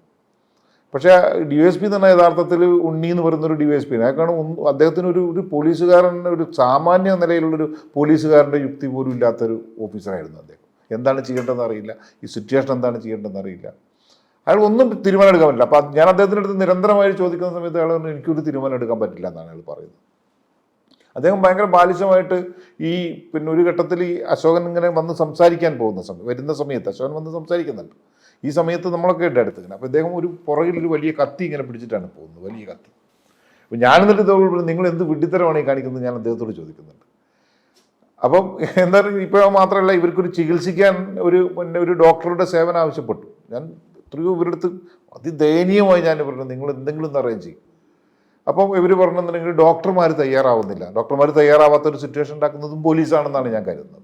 അത്രയും വയലൻ്റ് ആണ് ഈ കാര്യം. ഡോക്ടർമാർ അവിടെ വരണം എന്നാരും നിർബന്ധിച്ചില്ല. ഇവർ ഡോക്ടർമാർ റോഡിലുണ്ടല്ലോ ഡോക്ടേഴ്സ്. അല്ല അവിടെ ഉണ്ട്, സ്ഥലത്തുണ്ട്. പക്ഷേ അവർ ഞങ്ങൾ ആ റിസ്ക് ഏറ്റെടുക്കാൻ തയ്യാറാവില്ല എന്നാണ് പോലീസ് പറയുന്നത്. അപ്പോൾ സ്വാഭാവികമായിട്ടും ഇങ്ങനെയുള്ളൊരു സ്ഥലത്തേക്ക് പോലീസുകാർ അവരുടെ സ്വന്തം ഇഷ്ടപ്രകാരം വരില്ലല്ലോ. അപ്പം അങ്ങനെ യഥാർത്ഥത്തിൽ എന്താണെന്ന് വെച്ചിട്ടുണ്ടെങ്കിൽ ഇത് ഇങ്ങനെ അവസാനിപ്പിക്കും. ഇപ്പോൾ ഈ നിലയിൽ അവസാനിപ്പിക്കണം എന്നുള്ളത് നേരത്തെ തന്നെ തീരുമാനിക്കപ്പെട്ടിരുന്നു എന്ന് വേണമെങ്കിൽ നമുക്ക് പറയേണ്ടി വരും. 2 കൊല്ലം മുന്നേ ശശിധരൻ എന്ന് പറഞ്ഞ ഫോറസ്റ്റ് ഓഫീസർ സംസാരിച്ചതിനകത്ത് പക്ഷെ വേറൊരു ഒരു കേസ് നടക്കുകയാണല്ലോ. അപ്പോൾ കേസിൻ്റെ പ്രധാനപ്പെട്ട ഒരു പ്രൈം സാക്ഷിയാണ് അദ്ദേഹം. അപ്പോൾ അദ്ദേഹം പോലീസ് എന്താണോ പറയുന്ന മൊഴി പറയാൻ ബാധ്യസ്ഥനാണ്. റിട്ടയർ ചെയ്തെങ്കിലും അതുകൊണ്ട് അവർ പറയുന്നത് റിയാലിറ്റി ആകണം എന്നില്ല. 2 കേസുണ്ട്. ഇപ്പോൾ ഈ 2 കേസിലും ഇപ്പം 2 കേസാണ് മർഡറുമായിട്ട് ബന്ധപ്പെട്ടെടുത്തിട്ടുള്ളത്. ഈ 2 കേസിലും ഞാൻ 2 കേസിലും എന്നെ പ്രതിയാക്കിയിട്ടുണ്ട്. ഈ പറയുന്ന 302 17ഉം 18ഉം ചേർത്തിട്ടുള്ള ആ കേസിലും 17ഉം 18ഉം പ്രതിയാണ് ഓരോ കേസിലും ഞാൻ ഉൾപ്പെടെയുള്ളത്. ആദ്യത്തെ FIR-ൽ പിന്നെ ഈ പറഞ്ഞ ഗീതമാഷൊക്കെ ചെയ്തു എന്ന് പറയുന്ന ഇൻസാനിൻ്റെ ഇതിൻ്റെയൊക്കെയാണ്. അപ്പം നമ്മളൊക്കെ അവർ പറഞ്ഞുകൊണ്ടിരുന്ന എൻ്റെ മുൻകൂർ ജാമ്യാപേക്ഷകളിൽ നിരന്തരമായി വാദിച്ചുകൊണ്ടിരുന്ന അവർ പറഞ്ഞുകൊണ്ടിരുന്നത് നമ്മളാണ് ഇതിൻ്റെ മാസ്റ്റർ ബ്രെയിൻ എന്നാണ്. അപ്പം അങ്ങനെ ഇത് പറഞ്ഞുകൊണ്ടിരിക്കുന്നത് എല്ലാവരും ഇത് തന്നെയാണ് ഇങ്ങനെ ആവർത്തിച്ചുകൊണ്ടിരുന്നത്. അതിനുശേഷം CBIക്ക് ഈ കേസ് കൈമാറി. CBIൻ്റെ ഏതാണ്ട് ഒരു വലിയ ഇൻട്രോഗേഷൻ എനിക്ക് നേരിടേണ്ടി വന്നിട്ടുണ്ട്. ആ സമയത്തൊക്കെ ഉണ്ടാകുന്നത് എന്താണെന്നുണ്ടെങ്കിൽ ഈ മനുഷ്യരെ അത് നമ്മളത് മനസ്സിലാക്കുന്നുണ്ട്. അതായത് ഇതിലൊരു തീവ്രവാദ ബന്ധത്തെ സ്ഥാപിച്ചെടുക്കാൻ വേണ്ടിയിട്ടാണ് ഇവരൊക്കെ ശ്രമിച്ചുകൊണ്ടിരുന്നത്. മുഴുവൻ ആളുകളും ശ്രമിച്ചുകൊണ്ടിരുന്നതാണ്. അപ്പോൾ ഞാൻ പറഞ്ഞാൽ എനിക്ക് വളരെ വ്യക്തമായിട്ട് പറയാൻ പറ്റും. ഞാൻ ആ ഒരു സംഭവത്തിന് ശേഷം നമ്മൾ പോലീസിൻ്റെ റിപ്പോർട്ടിൽ നമ്മളൊരു എന്താ പറയുക ഒരു തീവ്രവാദ പ്രവർത്തകനാണ് എന്നാണ് പറയുന്നത്. ഇപ്പോഴും അങ്ങനെ തന്നെയാണ്. പലപ്പോഴും ഈ കേരളത്തിലുണ്ടാകുന്ന മാവോയിസ്റ്റ് ഇതിലൊക്കെ ആയിട്ട് ബന്ധപ്പെട്ടുള്ള പ്രശ്നങ്ങളൊക്കെ ഉണ്ടാകുമ്പോൾ നമ്മളെ ഒരു വന്ന് ചോദ്യം ചെയ്യും. അങ്ങനെയാണ് ഉണ്ടാകുന്നത്. അപ്പോൾ ഇതൊരു യാഥാർത്ഥ്യമാണ്. അപ്പോൾ ഇത് അന്ന് മുതലാണ് അപ്പോൾ സ്വാഭാവികമായും എന്താണെന്ന് വെച്ചിട്ടുണ്ടെങ്കിൽ ഇത് ഇങ്ങനെ അഥവാ മാവോയിസ്റ്റുകളുടെ സാന്നിധ്യം സ്ഥിരീകരിക്കാൻ പറ്റില്ലെങ്കിൽ വേറൊരു സാധനം കൂടി അവിടെ നിന്നുണ്ട്, ശ്രീലങ്കൻ തീവ്രവാദികളുടെ ഒരു സാന്നിധ്യം കൂടി. അപ്പോൾ അതിന് പറയുന്നത് എന്താണെന്നുണ്ടെങ്കിൽ ഈ സമരത്തിൻ്റെ കൂടെ ഉണ്ടായിരുന്ന രമേശൻ കൊയ്യാലിപ്പുര എന്നുണ്ട്. അയാൾ ഒരു തമിഴ്നാട്ടിലുള്ളൊരു അവിടെ നിന്ന് വന്നിട്ടുള്ള ഒരാളെ കുറിച്ച് തമിഴ് കലർന്നിട്ടാണ് അദ്ദേഹത്തിൻ്റെ സാന്നിധ്യമാണ് അന്ന് ചൂണ്ടിക്കാണിക്കുന്നത്. അപ്പോൾ CBIൻ്റെ ചോദ്യം ചെയ്യലിനിടെ എൻ്റെ കൂടെ ഇരുത്തി ആദിവാസികളോട് ചോദിക്കുന്ന ചോദ്യം ഇതാണ്. നമ്മൾ പലപ്പോഴും ഈ ചോദ്യം ചോദിക്കുന്നുണ്ട് അവർ. അപ്പം ഇങ്ങനെ ഒരു പ്ലാനിങ് നടന്നിരുന്നു. ഇത് post Muthanga incident, Muthanga protest, Muthanga സമരത്തിന് ശേഷം കേരളത്തിൽ നൂറ്റാണ്ടുകളായിട്ട് നടക്കുന്ന ഒരു സമരമാണ് ശരിക്കും ഇൻഡിജിനസ് ട്രൈബൽ കമ്മ്യൂണിറ്റിയുടെ ലാൻഡ് റൈറ്റ് എന്ന് പറയുന്ന അതിനു വേണ്ടിയുള്ള പ്രൊട്ടസ്റ്റ്. ആ പ്രൊട്ടസ്റ്റിൽ എന്തെല്ലാം മാറ്റങ്ങൾ സംഭവിച്ചു, എന്തെല്ലാം ചേഞ്ചസ് ഉണ്ടായി. ഇപ്പോൾ 23 വർഷമായി നിൽക്കുന്ന സമയത്ത് ഏതെല്ലാം രീതിയിൽ ഈ ഒരുപാട് ബ്ലഡ് ഷെഡും സ്ട്രഗിളുകളും ഒരുപാട് ഫൈറ്റുകളും നടന്നപ്പോൾ ഏതെല്ലാം രീതിയിൽ മാറ്റങ്ങൾ വന്നു, ഇനി എവിടെ നമ്മൾ എത്തി നിൽക്കുന്നു, നീതി ശരിക്കും ലഭിച്ചോ? നീതി അതിലിപ്പം റേസ് ചെയ്യപ്പെട്ടിരുന്ന ഭൂമിയുടെ വിഷയം, ഗോത്രവർഗ വിഭാഗങ്ങൾ ഭൂമി എന്ന് പറയുമ്പം അതവരുടെ കൾച്ചറൽ സ്പേസാണ്, ജീവിക്കുന്ന ഇടമാണെന്നുള്ളത് മാത്രമല്ല അവർക്ക് ഒരു കമ്മ്യൂണിറ്റിയുടെ ലാർജ് സ്പേസ് ഉണ്ട്, ഗ്രാമം, സ്വയംഭരണം എന്നൊക്കെ പറയുന്നത്. ആ നിലയിൽ ഗവൺമെൻറ് അതൊക്കെ ആക്സെപ്റ്റ് ചെയ്യുന്നതിൽ എത്തിച്ചേരുന്നു. ഇപ്പം മുത്തങ്ങ സംഭവം കഴിഞ്ഞ ഉടൻ തന്നെയാണ് കണ്ണൂർ 7,500 ഏക്കർ ഭൂമി ഏറ്റെടുക്കുന്നത്. മാത്രമല്ല ആൻ്റണി ഗവൺമെൻറ് 5ാം പട്ടിക പ്രദേശമായി പ്രഖ്യാപിക്കാനായിട്ട് സെൻട്രൽ ഗവൺമെൻറ് പ്രപ്പോസൽ കൊടുത്തു. ലാൻഡ് ഡിസ്ട്രിബ്യൂഷൻ ഒന്ന് സ്പീഡായി. പിന്നെ നല്ലതിനാണെങ്കിലും ചീത്തയാണെങ്കിലും CPM ഉൾപ്പെടെയുള്ളവർ ഭൂപ്രശ്നങ്ങളിലേക്ക് വന്നു, അവരുടെ സംഘടന ഭൂസമരങ്ങളിലേക്ക് വന്നു. അവർ കയ്യേറിയൊക്കെ ഇതിൻ്റെ പാർട്ടിയെ കണ്ടെത്തിയാണെന്നൊക്കെയുള്ള വേറൊരു കാര്യം. ഇൻ അഡീഷൻ ഒരു 30,000 ഏക്കർ ഫോറസ്റ്റ് ലാൻഡ്, അതായത് വെസ്റ്റിംഗ് ആൻഡ് അസൈൻമെൻറ്റ് ആക്ട് അനുസരിച്ച് ട്രൈബ്സിന് കൊടുക്കാൻ ബാധ്യതയുള്ള ലാൻഡ് കൊടുക്കാൻ സെൻട്രൽ ഗവൺമെൻറ് ഒരു പ്രപ്പോസൽ കൊടുത്തിരുന്നു ആൻ്റണി. അത് വാജ്പേയി ഗവൺമെൻറ് അംഗീകരിച്ചു. അതിൻ്റെ ഒരു 19,000 ഏക്കർ ഭൂമി ഇപ്പോഴും കേരള ഗവൺമെൻറ്റിൻ്റെ കയ്യിൽ ട്രൈബ്സിന് പതിച്ചു കൊടുക്കാനായിട്ട് നിൽക്കുന്ന ഭൂമി, അവശേഷിക്കുന്ന ഭൂമി ആ കാറ്റഗറിയിലുള്ളതേ ഉള്ളൂ. അപ്പോൾ ചുരുക്കത്തിൽ ലാൻഡ്സ്ലുകൾ വഴി ഇങ്ങനെ ഒരു വലിയ മാനത്തിലേക്ക് ഭൂമി പ്രശ്നം എത്തിക്കുന്നതിലൊരു പങ്ക് വഹിച്ചു. രണ്ടാമത്തത് ഈ ഒരു 2003-2004 കാലഘട്ടത്തിൽ ഈ അഖിലേന്ത്യാ തലത്തിൽ ഈ വനാവകാശത്തിന് വേണ്ടിയുള്ളൊരു നിയമനിർമ്മാണത്തിൻ്റെത് വലിയൊരു കോൺട്രവേഴ്സ്യൽ ഇഷ്യൂ ആയിരുന്നു. നമ്മളിപ്പോൾ കേരളത്തിൽ ഇതിനെ ഒരു സമരത്തെ മിലിറ്റൻ്റൊക്കെ ആക്കുന്നതിലും അല്ല അങ്ങനെയൊക്കെ കോൺട്രവേഴ്സിയിലേക്കൊക്കെ രാഷ്ട്രീയക്കാർ തിരിച്ചെങ്കിലും ദേശീയ തലത്തിൽ ദേശീയ ഗവൺമെൻറ്റും മൂവ്മെൻറ്റുകളും ഇതൊരു കാട്ടിലുള്ള ആദിവാസികളുടെ അവകാശ പ്രശ്നമായിട്ടാണ് അതിനെ കാണുന്നത്. അല്ലെങ്കിൽ വനാവകാശ നിയമനിർമ്മാണത്തിൻ്റെ ഘട്ടത്തിലെ ഒരു പ്രധാനപ്പെട്ട സമരമായിട്ടാണ് എന്നെ റീഡ് ചെയ്തത്. അപ്പോൾ ഒരുപാട് പേര് നമുക്ക് ഫീഡ്ബാക്ക് കിട്ടുമല്ലോ. അപ്പോൾ 2006 ദേശീയ തലത്തിൽ കാട്ടിൽ പാരമ്പര്യമായി താമസിക്കുന്ന ആദികളുടെ വനാവകാശവും നിയമം അംഗീകരിച്ചു 2006. അപ്പോൾ ഇങ്ങനൊരു ജങ്ചറ്റിലാണ് മുത്തങ്ങ നടക്കുന്നത് എന്നുള്ളത് കൊണ്ട് തന്നെ കേരളത്തിൽ ഇതിൻ്റെ സാധ്യതയെ ഭരണരാഷ്ട്രീയർക്കും നന്നായി ആദിവാസി വിഷയം സോൾവ് ചെയ്യാനായിട്ട് ഉപയോഗിക്കാൻ പറ്റുമായിരുന്നു. മനസ്സിലായില്ലേ? മാത്രമല്ല പിന്നീട് ചെങ്ങറ സമരമൊക്കെ നടക്കുന്നു, എരിപ്പ സമരമൊക്കെ നടക്കുന്നു. ഭൂസമരത്തിൻ്റെ വേറൊരു തരത്തിലുള്ള മുഖങ്ങൾ ഓപ്പൺ ചെയ്യപ്പെട്ടു. കേരളത്തിലുള്ള മുഴുവൻ എസ്റ്റേറ്റുകളും ബോഗസായിട്ടുള്ള രേഖകളിലൂടെ ഈ പറയുന്ന ടാറ്റയും ബിർളയും ഹാരിസിനെ കൈവശം വെക്കുന്ന ഒഫീഷ്യലി റെക്കഗ്നൈസ് ചെയ്യപ്പെട്ടു. അപ്പം ലാൻഡ് ഇഷ്യൂ പരിഹരിക്കാൻ ഗവൺമെൻറ് മുമ്പാകെ നിരവധി മാർഗങ്ങൾ ഉണ്ടായിരുന്നു. സ്ട്രഗിൾ വേറെ തരത്തിൽ ഒരു socio political acceptance civil society accept ചെയ്യാത്തതുമല്ല പ്രശ്നം. പക്ഷേ കേരളത്തിൽ ഭരിക്കുന്ന രാഷ്ട്രീയ പാർട്ടികളുടെ ഭൂമിയോടുള്ള മനോഭാവം, ഞാനിപ്പോൾ ഈ ചർച്ച ഓപ്പൺ ചെയ്യുന്നതിന് മുമ്പ് നമ്മുടെ സുഹൃത്തുക്കളായിട്ട് സംസാരിക്കുമ്പോൾ ഭൂമി ഓരോ രീതിയിലാണ് കാണുന്നത്. മുഖ്യമന്ത്രി പിണറായി വിജയൻ ഇതിനുവേണ്ടി റിയൽ എസ്റ്റേറ്റ് എലമെൻ്റ് ആക്കി വലിയ കച്ചവടം ചെയ്യാനാണ് അവരുടെ ഉദ്ദേശം. പ്രയോറിറ്റി അതായി മാറി. അപ്പോൾ ഈ പ്രയോറിറ്റി മാറ്റം അത് എല്ലാ സ്റ്റേറ്റുകളിലും ആയിട്ടുണ്ട്. ഇത് കേന്ദ്രം ഭരിക്കുന്ന മോഡി ഗവൺമെൻറ് മാത്രമല്ല കുഴപ്പം, എല്ലാ സ്റ്റേറ്റുകളിലുമുള്ള സംസ്ഥാന ഭരണകൂടങ്ങളെയും കൂടി കറപ്റ്റീവായുള്ളൊരു ട്രാക്കിലെത്തിക്കുകയും ഭൂമി, വനത്തിലുള്ള എൻക്രോച്ച്മെൻറ്റ്, ക്രോപ്പറ്റിന് കൊടുക്കൽ, അതൊരു വലിയൊരു പൊളിറ്റിക്കൽ കൾച്ചറായി ഇന്ത്യയിൽ മുഴുവൻ മാറിയിട്ടുണ്ട്. അത് ഇപ്പോൾ ഒറീസയിലുണ്ട്, ഛത്തീസ്ഗഡിലുണ്ട്. അതിവിടെയൊക്കെ കാണുന്നതിൻ്റെ ഒരു പ്രശ്നം അതാണ് കാട് തീറിടുന്നത്. നമ്മുടെ ഇപ്പോൾ 2004 വനാവകാശ നിയമം വന്നതിന് ശേഷമാണ് ഏറ്റവും കൂടുതൽ കാട് കോർപ്പറേറ്റുകൾ കൊടുത്തു എന്നുള്ളതാണ് വേറൊരു വശം. ഞാൻ പറഞ്ഞ അങ്ങനൊരു സാധ്യത വന്നപ്പോൾ രാഷ്ട്രീയമായിട്ടുള്ള ഭരണ സംവിധാനത്തിലുള്ള ഡീജനറേഷൻ വളരെ ഫാസ്റ്റാണിപ്പോൾ. അപ്പോൾ നമുക്ക് ഇവരായിട്ടൊന്നും ഡയലോഗൊന്നും കഴിയില്ല. ഞാനിപ്പോൾ ഈ 10 വർഷമായി പിണറായി സർക്കാർ ഭരിക്കുന്നു ആണല്ലോ. ഞങ്ങളാരും ഇതുവരെ ഒരു ഡിസ്കഷൻ വിളിച്ചിട്ടില്ല. തീർന്നല്ലോ എൻ്റെ പ്രശ്നം. അപ്പോൾ പിന്നെ എവിടെയാണ് ജനാധിപത്യത്തിൻ്റെ പ്രശ്നം? ഉമ്മൻചാണ്ടി വെടിവെച്ചപ്പോഴും 20 ദിവസം കഴിഞ്ഞപ്പോൾ ഞങ്ങൾ ചർച്ചയ്ക്ക് വിളിച്ചു, ആർല ഫാം ഏറ്റെടുക്കുന്നതിൻ്റെ വിഷയം ചർച്ച ചെയ്യാൻ. അതാണ് നമ്മൾ പ്രതീക്ഷിക്കുന്നത്. അതിൻ്റെ വലിയൊരു കുറവ് നമ്മുടെ കേരള രാഷ്ട്രീയത്തിൽ ഉണ്ട് എന്നുള്ളിടത്താണ്. അപ്പോൾ ഞാനും ഇങ്ങനെ ഒരു പൊളിറ്റിക്കൽ എലമെൻ്റായിട്ട് പുറത്തു ഇതിനെ സ്വാഗതം ചെയ്യുന്നില്ല.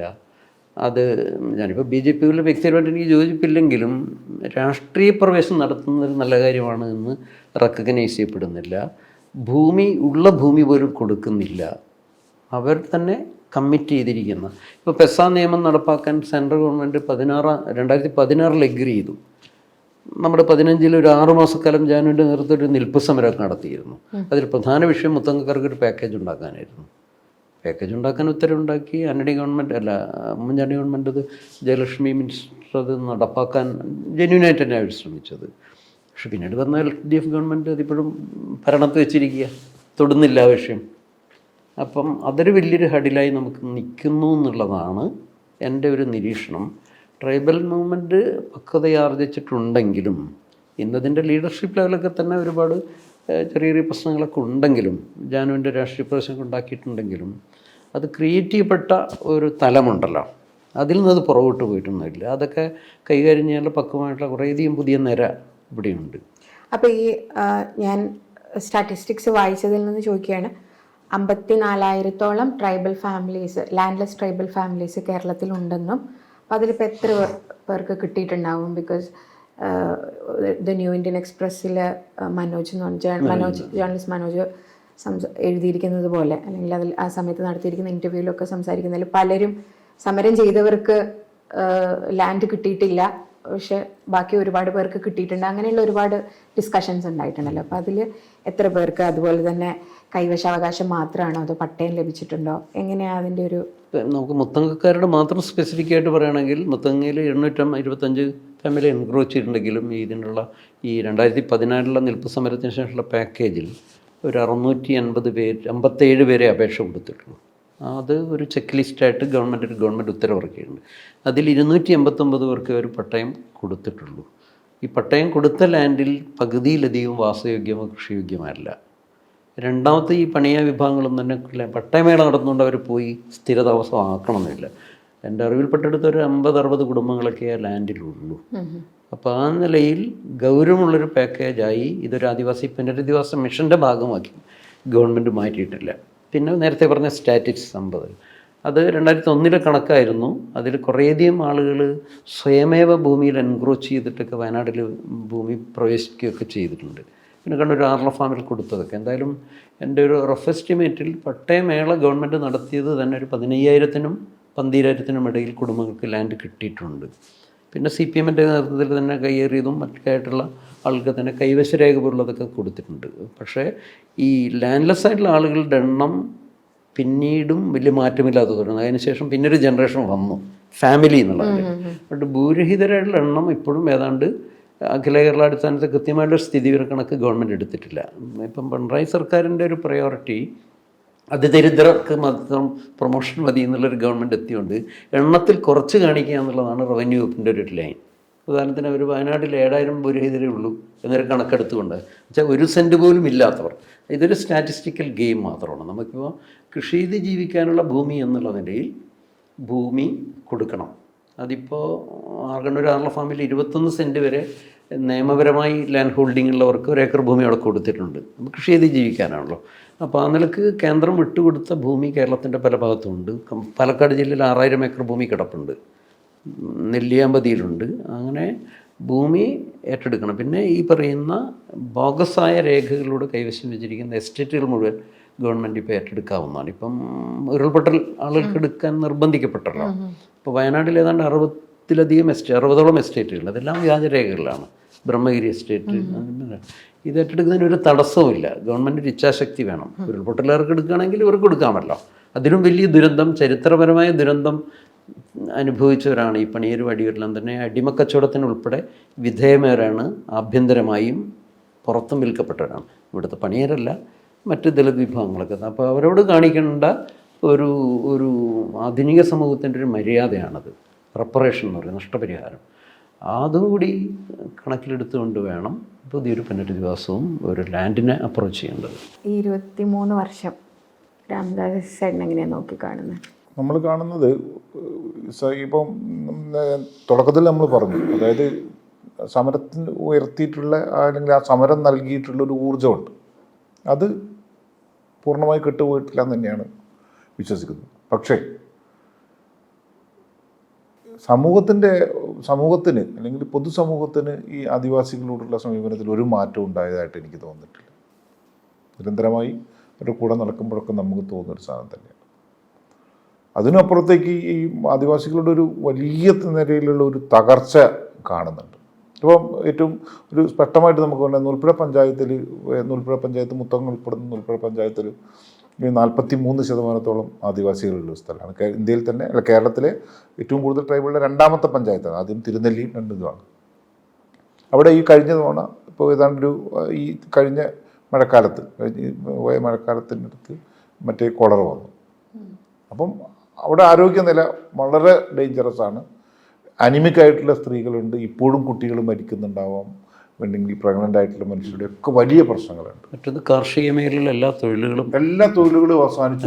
അതുകൊണ്ട് തന്നെ ഇത് ഡിസിൻഗ്രേറ്റ്, അതായത് അങ്ങനെ അവർക്കുള്ളിലുള്ള എല്ലാ സാധനത്തെയും തകർത്ത് കളയുന്ന ഒരുപാട് കാരണങ്ങൾ ഉണ്ടായിക്കൊണ്ടിരിക്കുന്നു. നേരത്തെ പറഞ്ഞ അന്യസംസ്ഥാനക്കാരുൾപ്പെടെ അപ്പം ഇതിലെന്താണ് നമുക്ക് വളരെ കൃത്യമായിട്ട് അറിയാം. അപ്പോൾ ഈ പറയുന്ന നൂൽപ്പുഴയിൽ ആണ് കേരളത്തിലെ ഏറ്റവും മികച്ച പ്രാഥമിക ആരോഗ്യ കേന്ദ്രം ഉള്ളത്. ജിമ്മൊക്കെ വലിയ ജിംനേഷ്യമൊക്കെ ഉണ്ട് അവിടെ. വയനാട്ടിൽ ഏറ്റവും വലിയ സംവിധാനങ്ങളുള്ള ജിംനേഷ്യം ഉണ്ട് അവിടെ.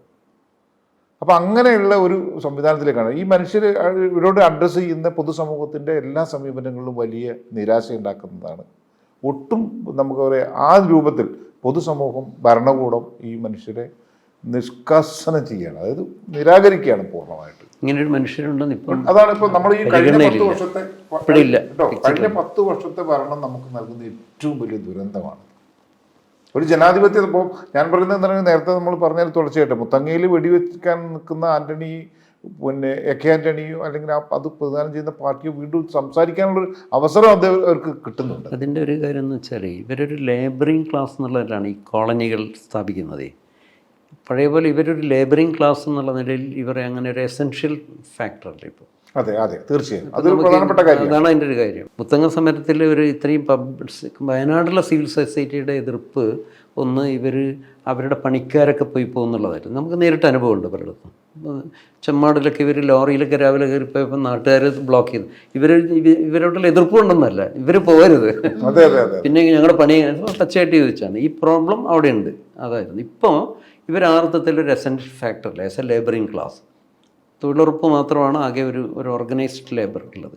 ബാക്കിയുള്ളിടത്ത് ഒന്നുകിൽ യന്ത്രങ്ങൾ വന്നു, കൊയ്ത്ത് മെഷീൻ, നടിയിൽ മെഷീൻ, അന്യസംസ്ഥാനക്കാരും. പനമരം ഭാഗത്തൊക്കെ നടിയിലൊക്കെ നടന്നത് അന്യസംസ്ഥാനക്കാരും അതാണ്. അപ്പം പിന്നെ ചില ടെക്നിക്കൽ വർക്കുകൾ ഉണ്ട്, കാപ്പി പറി, കുരുമുളക് പറി, ഈ സീസണൽ വർക്ക് മാത്രമേ വർക്കുള്ളൂ. റൂറൽ ഏരിയയിലെ സ്ത്രീകളുടെ എല്ലാ പണിയും പോയി. അപ്പോൾ ഇതെല്ലാം കണക്കിലെടുത്ത് വേണം ഗവൺമെൻറ് പുതിയൊരു അപ്രോച്ചിനകത്ത് ഉണ്ടാക്കാൻ. അല്ല അത് തന്നെയാണ് ഇപ്പോൾ നമുക്ക് തോന്നുന്നത്. ഒട്ടും ആശാവകമായിട്ടുള്ള നമ്മൾ ഒരു ജനാധിപത്യ സംവിധാനത്തിൽ ഈ മനുഷ്യരോട് നമ്മൾ ബിഹേവ് ചെയ്യുന്നുള്ളതാണ് ഇതിൽ ആകത്തുക എന്ന് പറയുന്നത്. അതിൽ സിനിമയും ഉൾപ്പെടും, ഞാനടക്കമുള്ള സമൂഹം ഉൾപ്പെടും.